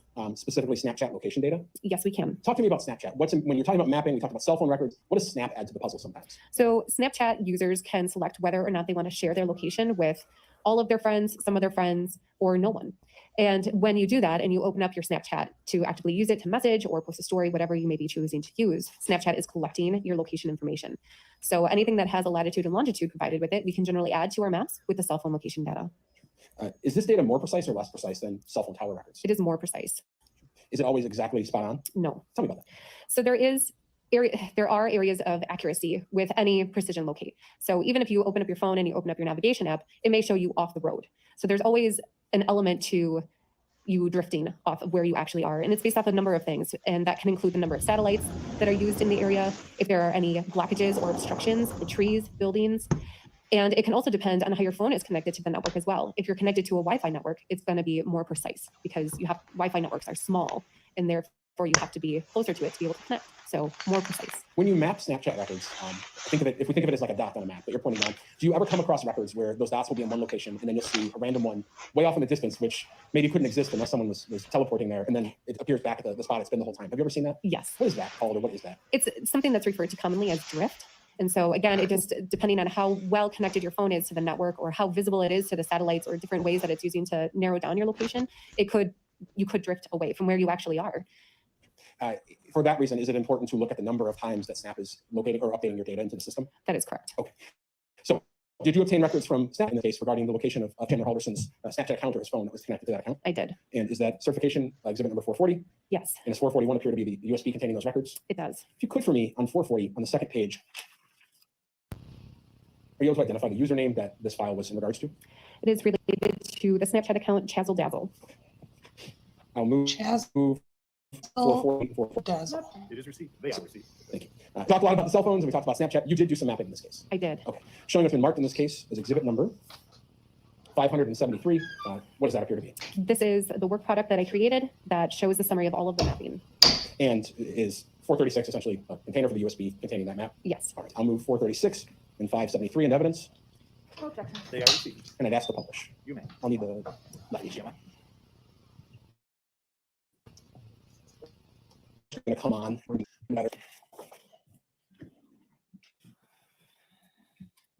Let's see if we can't look at this in the best fashion.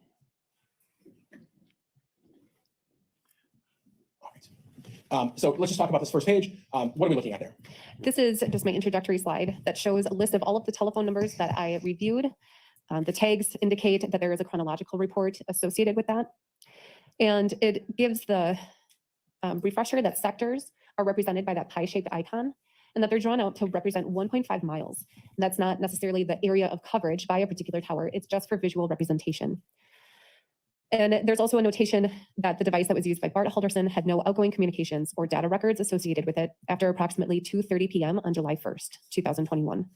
The device used by Krista Halderson had limited activity on July 2nd and was active for a short time around 11:02 a.m. on July 4th, 2021, which corresponds with a text message exchange. Excellent. And so as we go through this, when we see that the sector symbol or that pie-shaped icon, we're talking about that directionality from the tower that you talked about? That is correct. When we talk about, and eventually we may get to data from Snapchat, how is that depicted on these maps? There will be a legend that indicates it's going to be a circle shape. Okay. And you were asked to look into July 1st, 2021, all the way through the date of Mr. Halderson's arrest on the 8th. That is correct. Okay. So let's start on July 1st, 2021.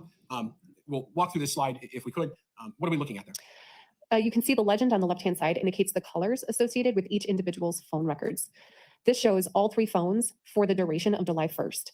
You can see that the red and the green sectors, representing Bart and Chandler, and the small circles, they're kind of clustered together near the icon for the residents. Those all seem to stay somewhat stationary, but you can see that the purple sectors travel down to the Madison area, between the residents and the Madison area. Understood. And so when we look at this piece of data, there's a notation where all of those clusters are at the very top, just top center. It says Bart and Krista's residence. Is that one of the locations that you were provided to map out that was important in this case? I was. And there's a couple of those, are there not? Yes. And you were provided that information by detectives? Yes, I was. Okay. Some of these we're going to look at animated maps. Tell us about what an animated map is when we talk about cell phone records. So what that allows us to do is look at the records as they occur in somewhat real time. So it plays them along so we can see the context surrounding those locations before and after and where they go in between. And when it came to picking which time periods to map out, you worked with detectives and me, essentially, to figure out which ones were maybe more relevant? Yes. Okay. I'm going to click on, see if I can do this right. So here we have an animated map on July 1st, 2021 from around noon to midnight, so the last 12 hours of the day. And are we going to see all of these folks, Chandler, Krista, and Bart, are we going to see their cell phones when we look at this? Yes.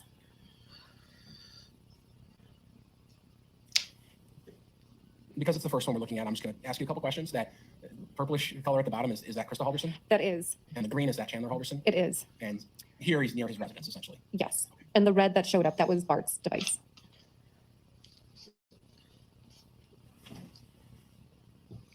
And you can also see that the towers that they utilize the most when they're at home bounce between 2 or 3 different sectors of various towers. And those provide the best coverage at that time for those communications. And Mr. The timestamp that's in those sectors, is that in fact the actual time that those records are from? Yes. Okay. So we're now moving to 4:20 p.m., 4:30 p.m. around this time? Yes. And fairly soon you will start seeing Krista's phone utilizing towers that end up covering her residence.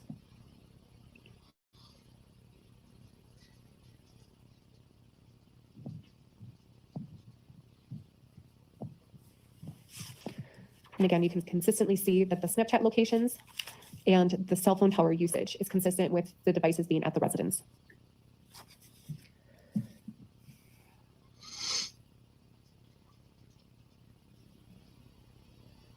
And we're getting close to 9:00 p.m.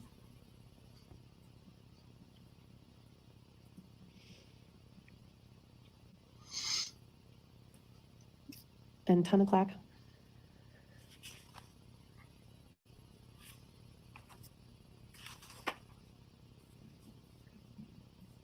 $11.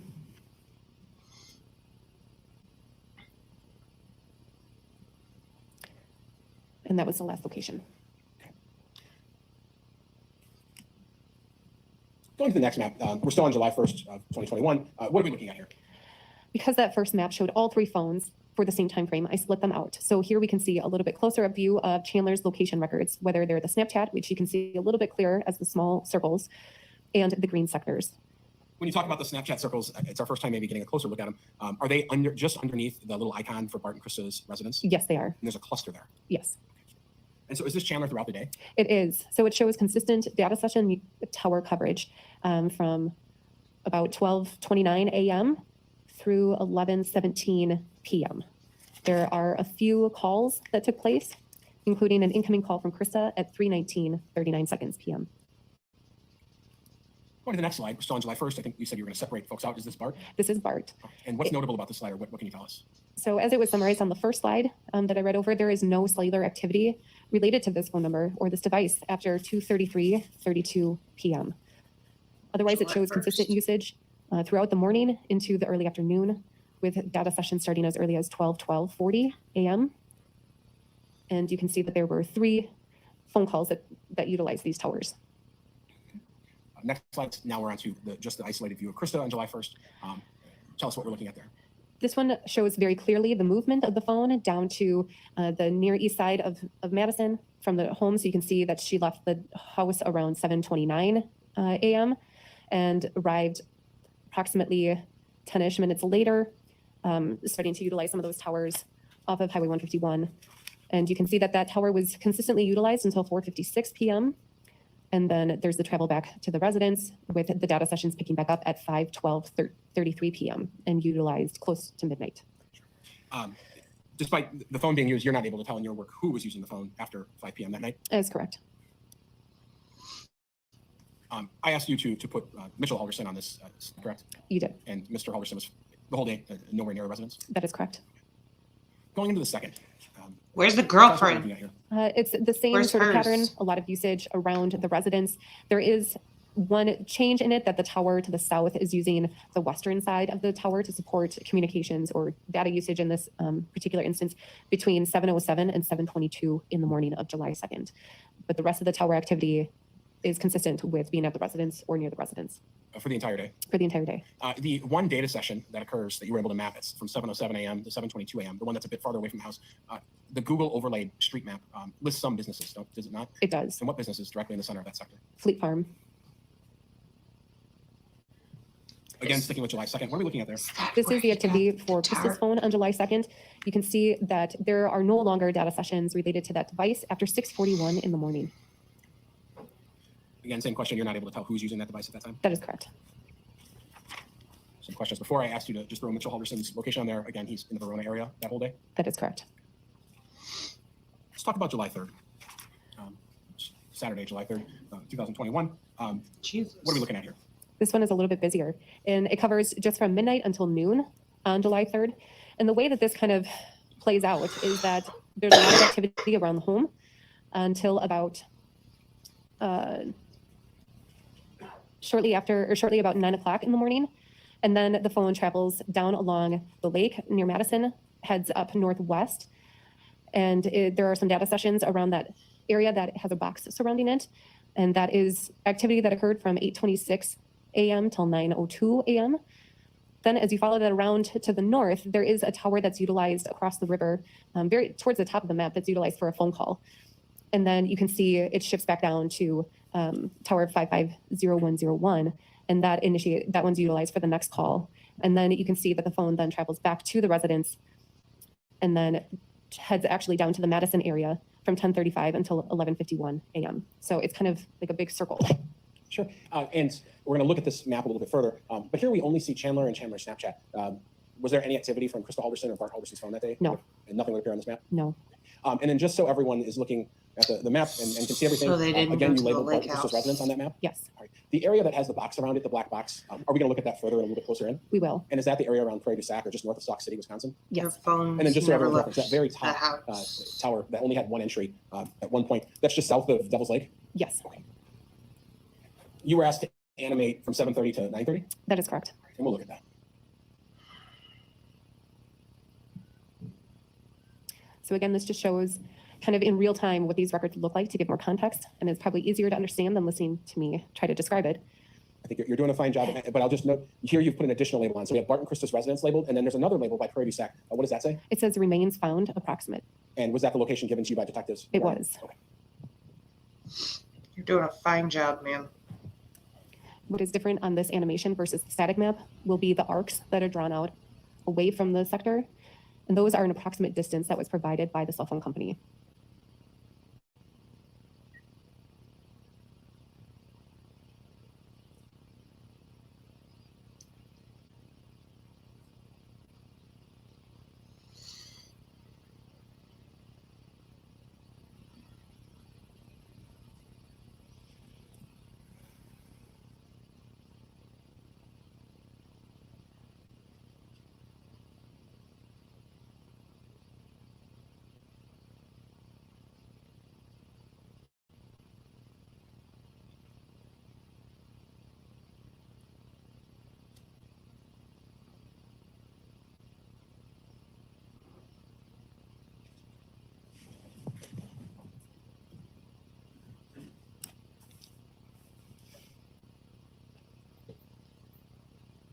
In dealing with this day, still on Saturday, July 3rd, that location far to the left in which it appeared that Mr. Halderson's phone moved and stayed for a good period of time in the morning, did you do some closer up imaging of the tower records as it relates to that location? I did.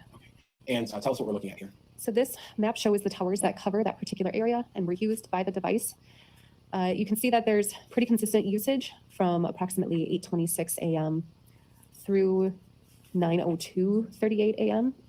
And you can also see that there is an arrow pointing near the red icon, and there are there's a very small dot in there that is a Snapchat location, and there are 2 entries for that particular location. And you mapped that in app and took out the cell phone data so you could see that more clearly? I did. Is that what we're looking at in this slide? It is. And if we look at the very bottom of the screen, is that the location where you've been indicated by detectives the place the remains found? It is. Again, staying with July 3rd, so again, we're still on Saturday, July 3rd, this is the other half of the day, the afternoon into the evening? It is. What are we looking at here? This map shows the device traveled up to the Portage, Wisconsin area on the evening of July 3rd. So around shortly after 10:15, the device started traveling north, utilizing towers along the way, and stayed in the Portage area from approximately 10:37 p.m. to 11:03 p.m. And then it returned back to the area of the residence closer to 11:24 p.m. And you animated this as well?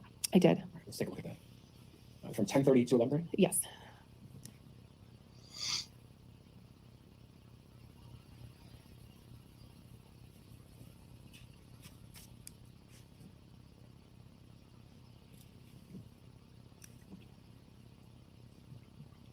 See, this is how Big Brother is watching you.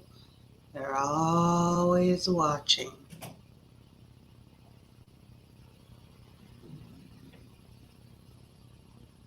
And again, if you could explain those arcs that we're seeing. So the arcs are an approximate distance from the tower, and that's the cell phone company's best estimate as to where the device may be.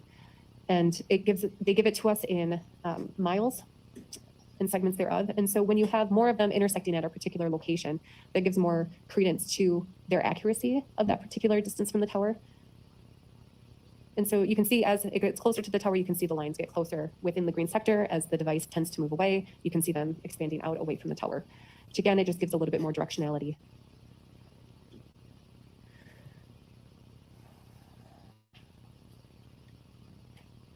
Again, you mapped Mitchell Halderson that day. He was in the Verona area all day. That is correct. Talk to me about July 4th. What are we looking at there? July 4th, Krista's phone has activity for the first time in several days, and it's only for a short time frame. And it's at the house. The rest of this map is showing Chandler's device usage, where the device seems to travel down to the Madison area, where it stays for just over 2.5 hours, and then it tends to travel over to the Cottage Grove area, where it is from approximately 3:43 p.m. to 6:51 p.m., and then it returns back up to the residence around 7:29 p.m. And again, in the details of the next slide will show what the communications within the black box. Sure. And we'll go to that next box. Here, you've mapped the residence area on July 4th, 2021 from 11:02 a.m. to 11:09 a.m. Is this the first time, I think you said in several days, you see Krista's phone have activity? That is correct. And what can you tell us from this slide? What are we looking at? This Krista's particular tower usage was inclusive of some data session records that occurred from 11:02 to 11:04 a.m.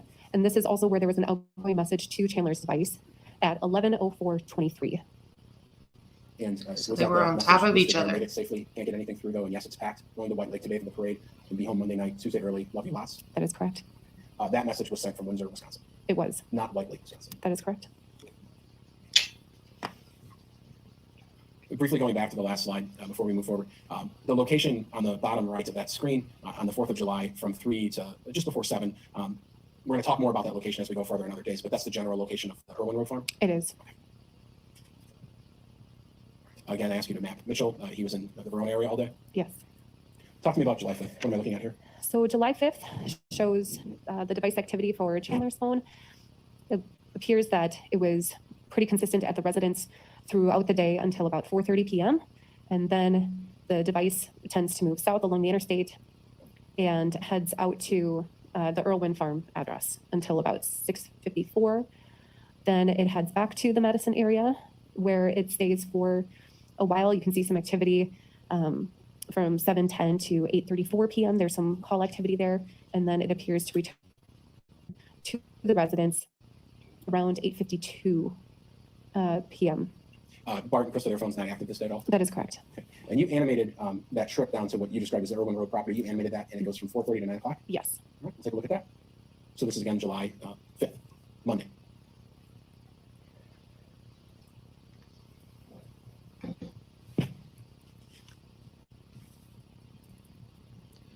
Going from the house to the farm to put things in the barn, to put the tarp in the barn.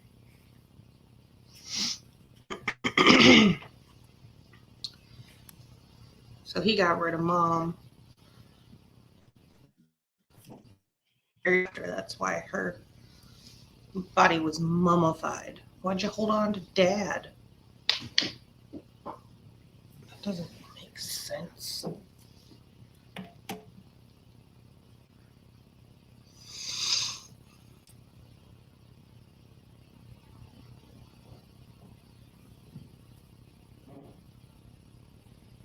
And then you dumped him.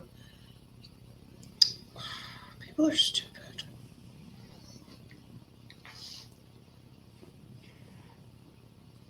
And again, with the arcs, when they start to intersect, that tends to give more credence or more weight to the approximate location of that particular device.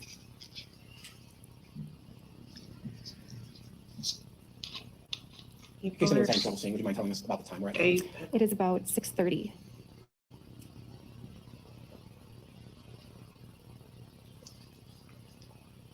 How long does he stay out there?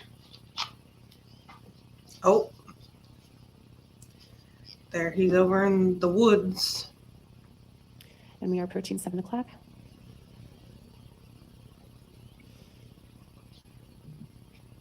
And you can see the device is starting to head away from that Cottage Grove area.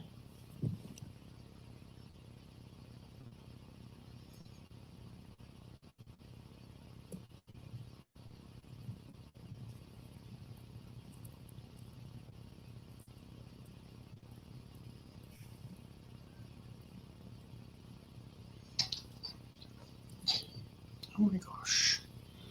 Oh my gosh. Oh my gosh.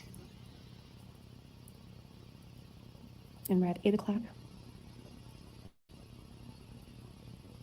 What are we doing?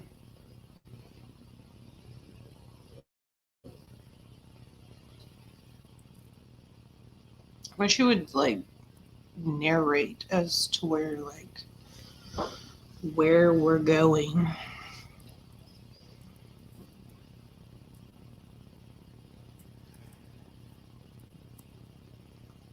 Well, that's okay. Because the map is very small, I can't tell. And as we approach 9 o'clock, it appears that phone ends up back at the home. Yes. Same, they're still on Monday, July 5th. What are we looking at there? This is a particular time frame of noon to 4 p.m. on July 5th, and it shows that the device is consistently at the residence with data sessions active pretty consistently from 12:05 p.m. to 3:59 p.m. Sure. And in fact, just to be clear, I'm the one who asked you to put this map together? Yes. Okay. Showing you what's been marked in this case and received as exhibit number 536. You may not have seen these before, but these appear to be text messages between someone named, what is the top? Hubby. And who? And Catherine. All right, and I'll represent to you that it's been testified in this case that these are messages between Chandler and his girlfriend. Just briefly, could you read through the first couple of pages of those and you can just start with the start time there and then read through? July 5th, 2021 at 12:35:05 p.m. Message says 1 sec. The response from Catherine at 12:35:08. Okay. Okay, then another response at 1:31:46 p.m. Text me when you get to your appointment. The message from Chandler says, yes, dear. That is at 1:32 and 30 seconds. The response from Catherine at 1:33:25. Good boy. The response from Chandler at 1:40:09 p.m. Thanks, B. The response from Catherine at 1:40:24 p.m. 1:40:26. I love you. 1:40:30. It's going to be okay. 1:41:05 from Chandler. Either way, you and me are going to be happy. 1:59:37 from Catherine. Very true. Response from Chandler at 2:01:53. Made it a bit ago and checked in. 2:01:56 from Chandler. BRB.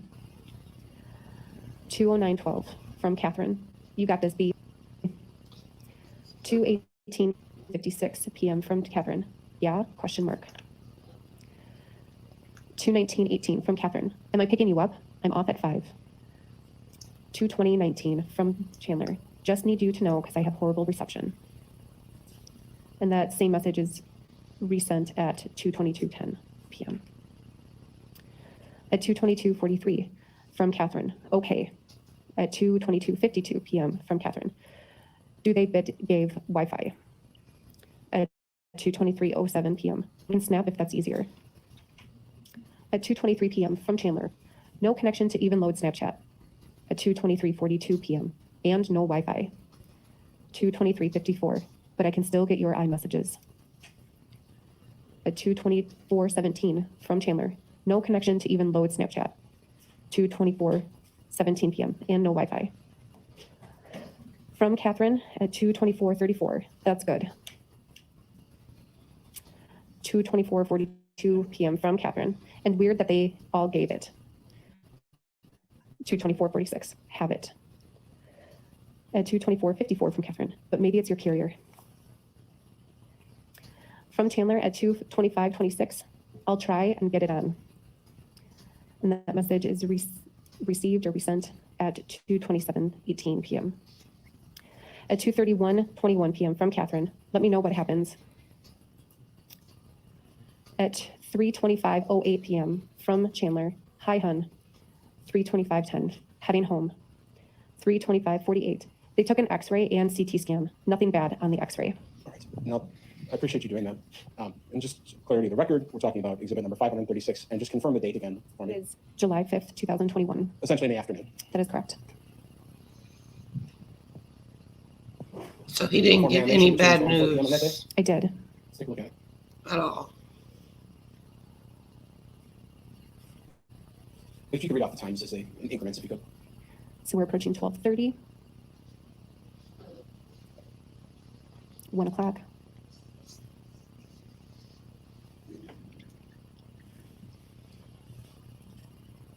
2 o'clock.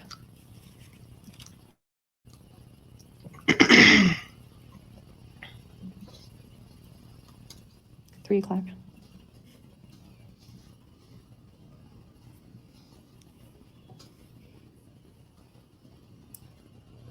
'The phone stays in the same general vicinity as the residence during that time period? Yes. Going back, because again, we're staying on July 5th. In the bottom right corner of this overall map of Mr. Halderson's locations on July 5th, there's a square. Is that around the Irwin Road property? It is. And were you able to look at that a little bit closer for a trip out there in the afternoon and in the evening of July 5th? I was. Go ahead. What are we looking at there? This specifically shows only the Snapchat locations that occurred during that particular time frame. You can see that they start around 6:08:16 p.m. and the last one on the screen is at 6:53:32 p.m. And I think we talked about it earlier, but I'm going to draw your attention to something specifically here. In the Snapchat list of data points here, for instance, there's the first one, which is at 6:15:42 p.m. Yes. If we look far right across that big farm field in another farm, it looks like at 6:15 and 28 seconds. So just 15, 20 seconds before, there's a couple times where it hit right there. Yes. What do you believe that is, or do you have any opinion as to what that looks to be? It could be an example of the drift. It's claimed, the accuracy on it is fairly good, but again, it can be the accuracy of the overall location itself can be thrown off due to various things, obstructions from buildings or trees, the lack of, possible satellites that are around, what kind of connection it has, the device itself has to some sort of network, whether it's data or Wi-Fi, things like that can throw it off. So on 3 different occasions on that farm on the right, there appeared to be a data location that came through. Yes. And you put that on the map? Yes. Because you put everything on the map that you got. Those are the records. Okay. On the far left, there's those are the more records. Snapchat locations on that side. Yes. And did you zoom in on that side? I did. Tell me what we're looking at there. So this, again, is just showing up a closer satellite view. So it adds more context to where the locations are. You can see that there are several locations associated with the circle to the south on the map. Several of them are kind of stacked up in between each other with varying degree of accuracy associated with them. And it takes part in kind of a small time frame, within a matter of 8 seconds. And then there's one location that's captured on the driveway or just around that area near the driveway at 6:08 p.m. Do you know, so we talked about cell phone records are constantly maybe reaching out and talking to the phones. Mhm. Is Snapchat doing the same, or is this when people affirmatively use the app, or do you know? It's when they're using the app. So if Mr. Halderson's Snapchat the app would not have been opened on July 5th, we wouldn't just see these naturally as some sort of handshakes that the system is performing. Correct. That's my understanding of it. And then just for some clarity's sake, the dot that you put for the Irwin Road Farm, to the left of that appears to be an actual blue dot on the screen. That maybe is the swimming pool that we've heard about in this case? That's what I've been told. That's what I've been Again, I asked you to map Mr. Mitchell Halderson. He stayed home all day? Yes. Let's talk about July 6th. Tell us what we're looking at there.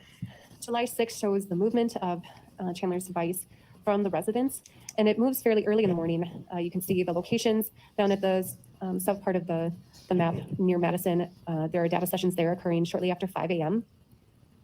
And then the phone does move back up to the residence where it maintains its location until that evening, where there is a trip down to the east side of Madison area near the interstate, and then it returns back to the residence. I think you mentioned, just so there's some clarity, there was you said an early morning trip kind of into the downtown area? Yes. What time does it appear that trip, if you had to give a range based on the records that you have? The gap in the data sessions near the house are from 4:32 a.m. to 5:37 a.m. So it would have been around that time, which matches with the tower location that I highlighted at 5:05 a.m. Again, on July 6th, to just map where Mitchell was, and he was home again? Correct. On this day, we see a couple of things from Mitchell's phone listed there. There are some outgoing calls one outgoing call to Bart and one outgoing call to Krista. Just one. Let's talk about July 7th. July So- 7th, 2021, Bart and Krista, their phone's not active. I guess They weren't active the day before. they're not What are we looking at here on July as. 7th? So these records are showing us the movement of the device down out to the Irwin farm. Again, this time it occurs between 9:30 a.m. and 11 o'clock a.m. Then the device seems to remain consistently at the residence throughout the evening. And did you animate the trip down to that black square, the Irwin Road area? I did. And that's from 9:30 to 11 a.m. And we'll watch that too. Great, I can't wait. This is riveting.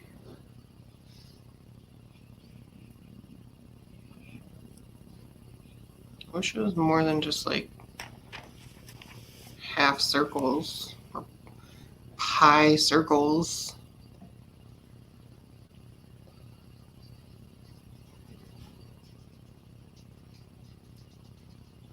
You could just tell me what the hell I'm looking at. I mean, I get it. He's moving. But I can't see the map. Can anybody see the map to tell me where this is going?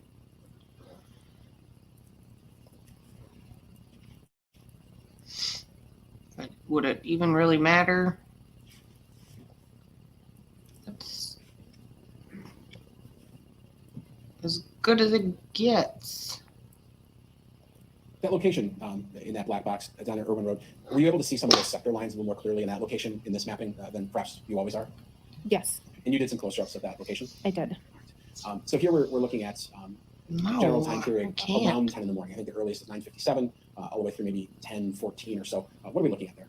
So these are primarily the data sessions that were used during this time by that device. And you can see that there's a number of arcs that kind of intersect all at one point, and that happens to be near the location where I have the marker identified as Irwin Road Farm. If we go to the next slide, sticking on July 7th, is that a closer up of that farm It is. and those sector lines intersecting? It does. Good On deal. that day, I asked you to map for Mitchell Halderson as well. Yes. Again, he stayed in the Verona area all day. Yes. He had some activity though on his phone related to calling Bart and Krista. Yes. What times did he make those calls? 11:45, 4:50, 5:47 p.m., 8:27 p.m., and 9:12 p.m. Moving to July 8th, 2021, the last day that we're going to talk about. Just what are we looking at there? This shows that the device activity related to Chandler's device, and it remains consistently at the residence up until about 4:15 p.m. There are no records between 4:15 and 7:55 p.m., but then you see the next data session towers that are utilized are down in the Madison area. In fact, that tower might be close to where we are right now. Quite likely. Okay. In the vicinity of the Dane County Jail. Yes. Could you talk to me about Mr. Halderson's activity on his phone that day? I think you have listed in that box on the right. There were some incoming and outgoing calls to and from Mitchell. there was outgoing at 10:10 to Mitchell, incoming at 12:58, and outgoing at 4:12? Yes. And then there were 2 other outgoing calls that day? Yes. And if the jury's heard evidence in this case that 2 calls were placed to law enforcement officers that day, would that account for 2 possible calls that were outgoing that day? It's possible. I asked you to map Mitchell Halderson that day, Yes. and he did some stuff that day. Yes. He went to the thing. He went north, likely up to the area of the cabin that Krista and Bart had.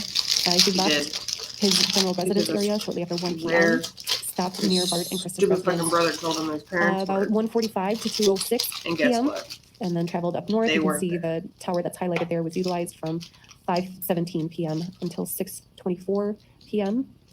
And then the device goes back to the Bart and Krista's residence and starts utilizing data session towers down there from 9:52 to 10:50 p.m. And if you could you just detail the time that Mr. Mitchell Halderson made calls to either Bart or Krista that day? Yes. Started at 6:37 a.m., 12:15 p.m., 6:24 p.m. Hearing And, things again. To just compare, just to go back, just to confirm, did Chandler Halderson on July 8th make any calls to his parents? No. No further questions? Cross-examination? Thank you. I want to ask a few questions about those maps we just saw. First of all, am I correct in understanding that those maps track a phone, not a person? Correct. So when the district attorney asks you a question, like that map shows Mitchell in Verona, really the question is that map shows Mitchell's phone in Verona, correct? Yes. And the second thing I wanted to clarify about those maps, at various times during your testimony, you were asked, you don't know who was using the device after 5 p.m. and your answer was no. Do you recall that kind of question? Yes. Is it accurate to say you don't know who was using the device before 5 p.m. if that were the question, correct? Yes. You don't know who's using these devices? Correct. At any time? Correct. Who uses your phone, bitch? Now, going back in time to your testimony before the maps, I want to clarify the Google Records exhibit. Do you recall that exhibit? I do. And so that exhibit would show, for example, a search query such as Wisconsin dismembered body found. Do you recall that? I do. Did that exhibit then show if the results of that query were clicked on? The only thing that would indicate that would be the follow-up article, as in the example of the state versus Capuzza. So that could have come up as a result for that initial query, correct? Correct. That exhibit isn't saying that someone searched state versus Capuzza. Correct.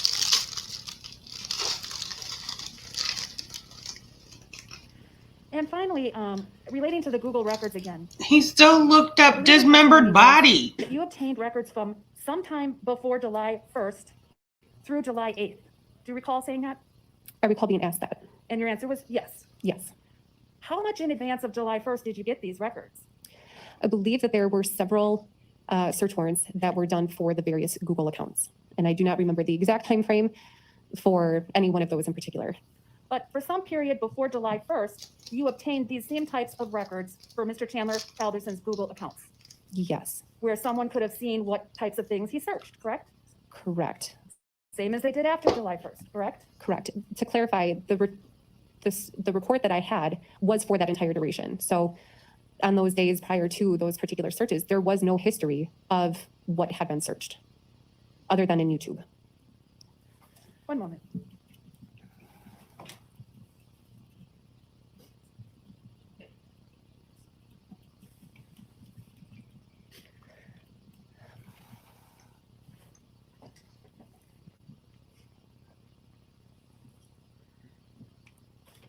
What's wrong?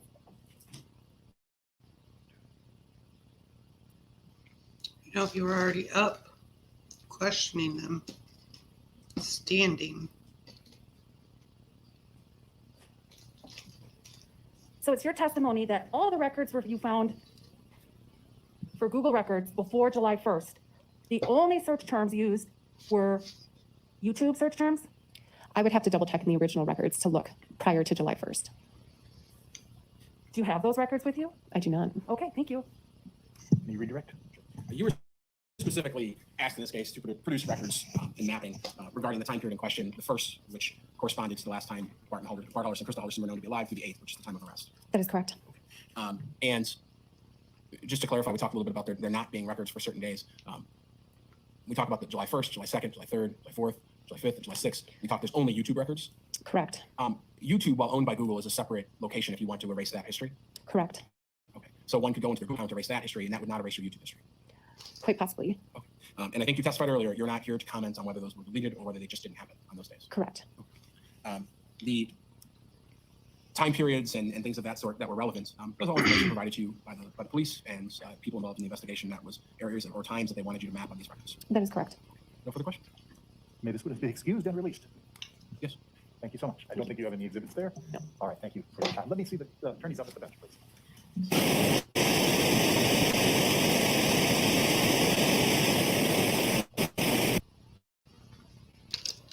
Oh my gosh. Oh, so much work. And he's just bored. He's just sitting there. He don't give a shit. He's like, can I go now? Can I just be done now? I'm bored out of my mind.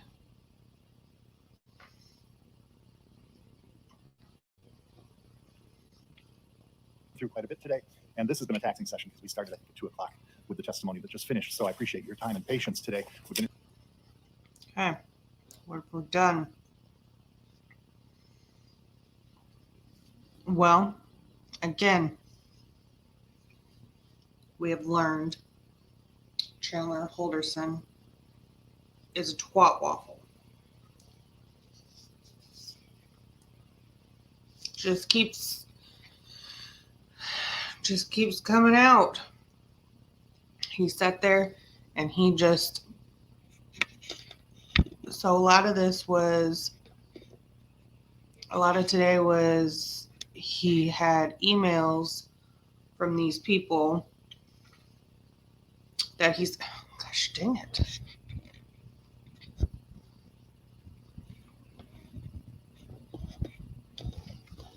Come on now.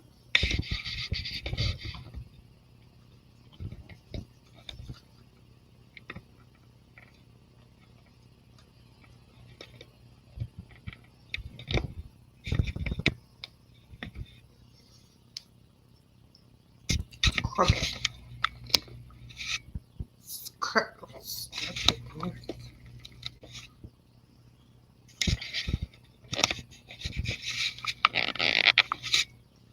Whatever. Be crooked for a minute. I can't sit still. Things are crooked. Whatever. So anyway. So what we've come to find out is Chandler likes to make shit up, and he can sit here and argue back and forth with himself over email, but he can't put effort into any schooling. And he'd rather argue,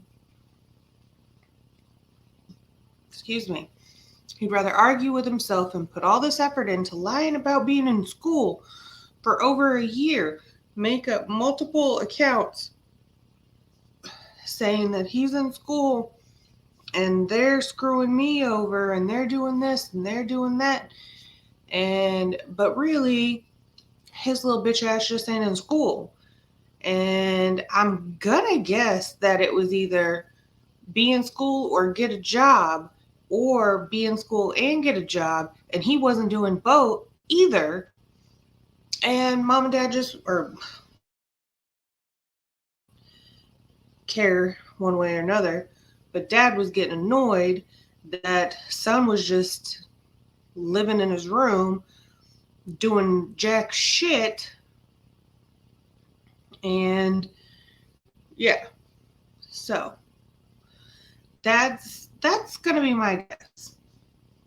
Not that dad was a dick to him necessarily, but Chandler probably thought he was, because dad wasn't being as nice as mom was, and daddy was just being mean to him. Whatever. So anyway, that's my guess. and then Dad caught him. Dad caught him in his lie, and so then he just had to figure out how to cover it up, and he thought that this was the best idea. He thought this was the best plan. God, people are stupid. Like, this is your plan? So instead of going out and getting a job, going out and going to school, going out and being a grown-up, this was your plan? What the hell is wrong with you? What the hell is wrong with you? You want to unalive your mom and dad, cut them up, burn them, and then dump them in the woods? Like, that's your plan? Because they were going to catch you. That is so stupid. So stupid and pointless. And oh my God. That is just,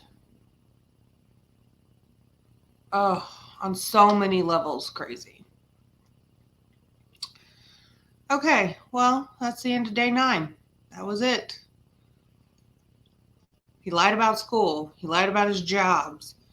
He made shit up. Mom and Dad came on the first. Data activity stopped for both of them on that day. Their phones never left the hand.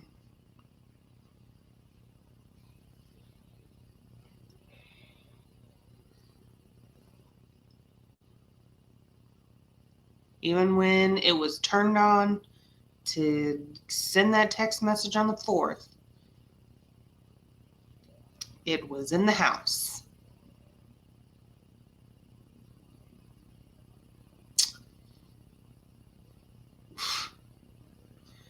All right, well, we'll move right along to the next one. And that'll be that. All right, we'll see you on the flip. Peace out.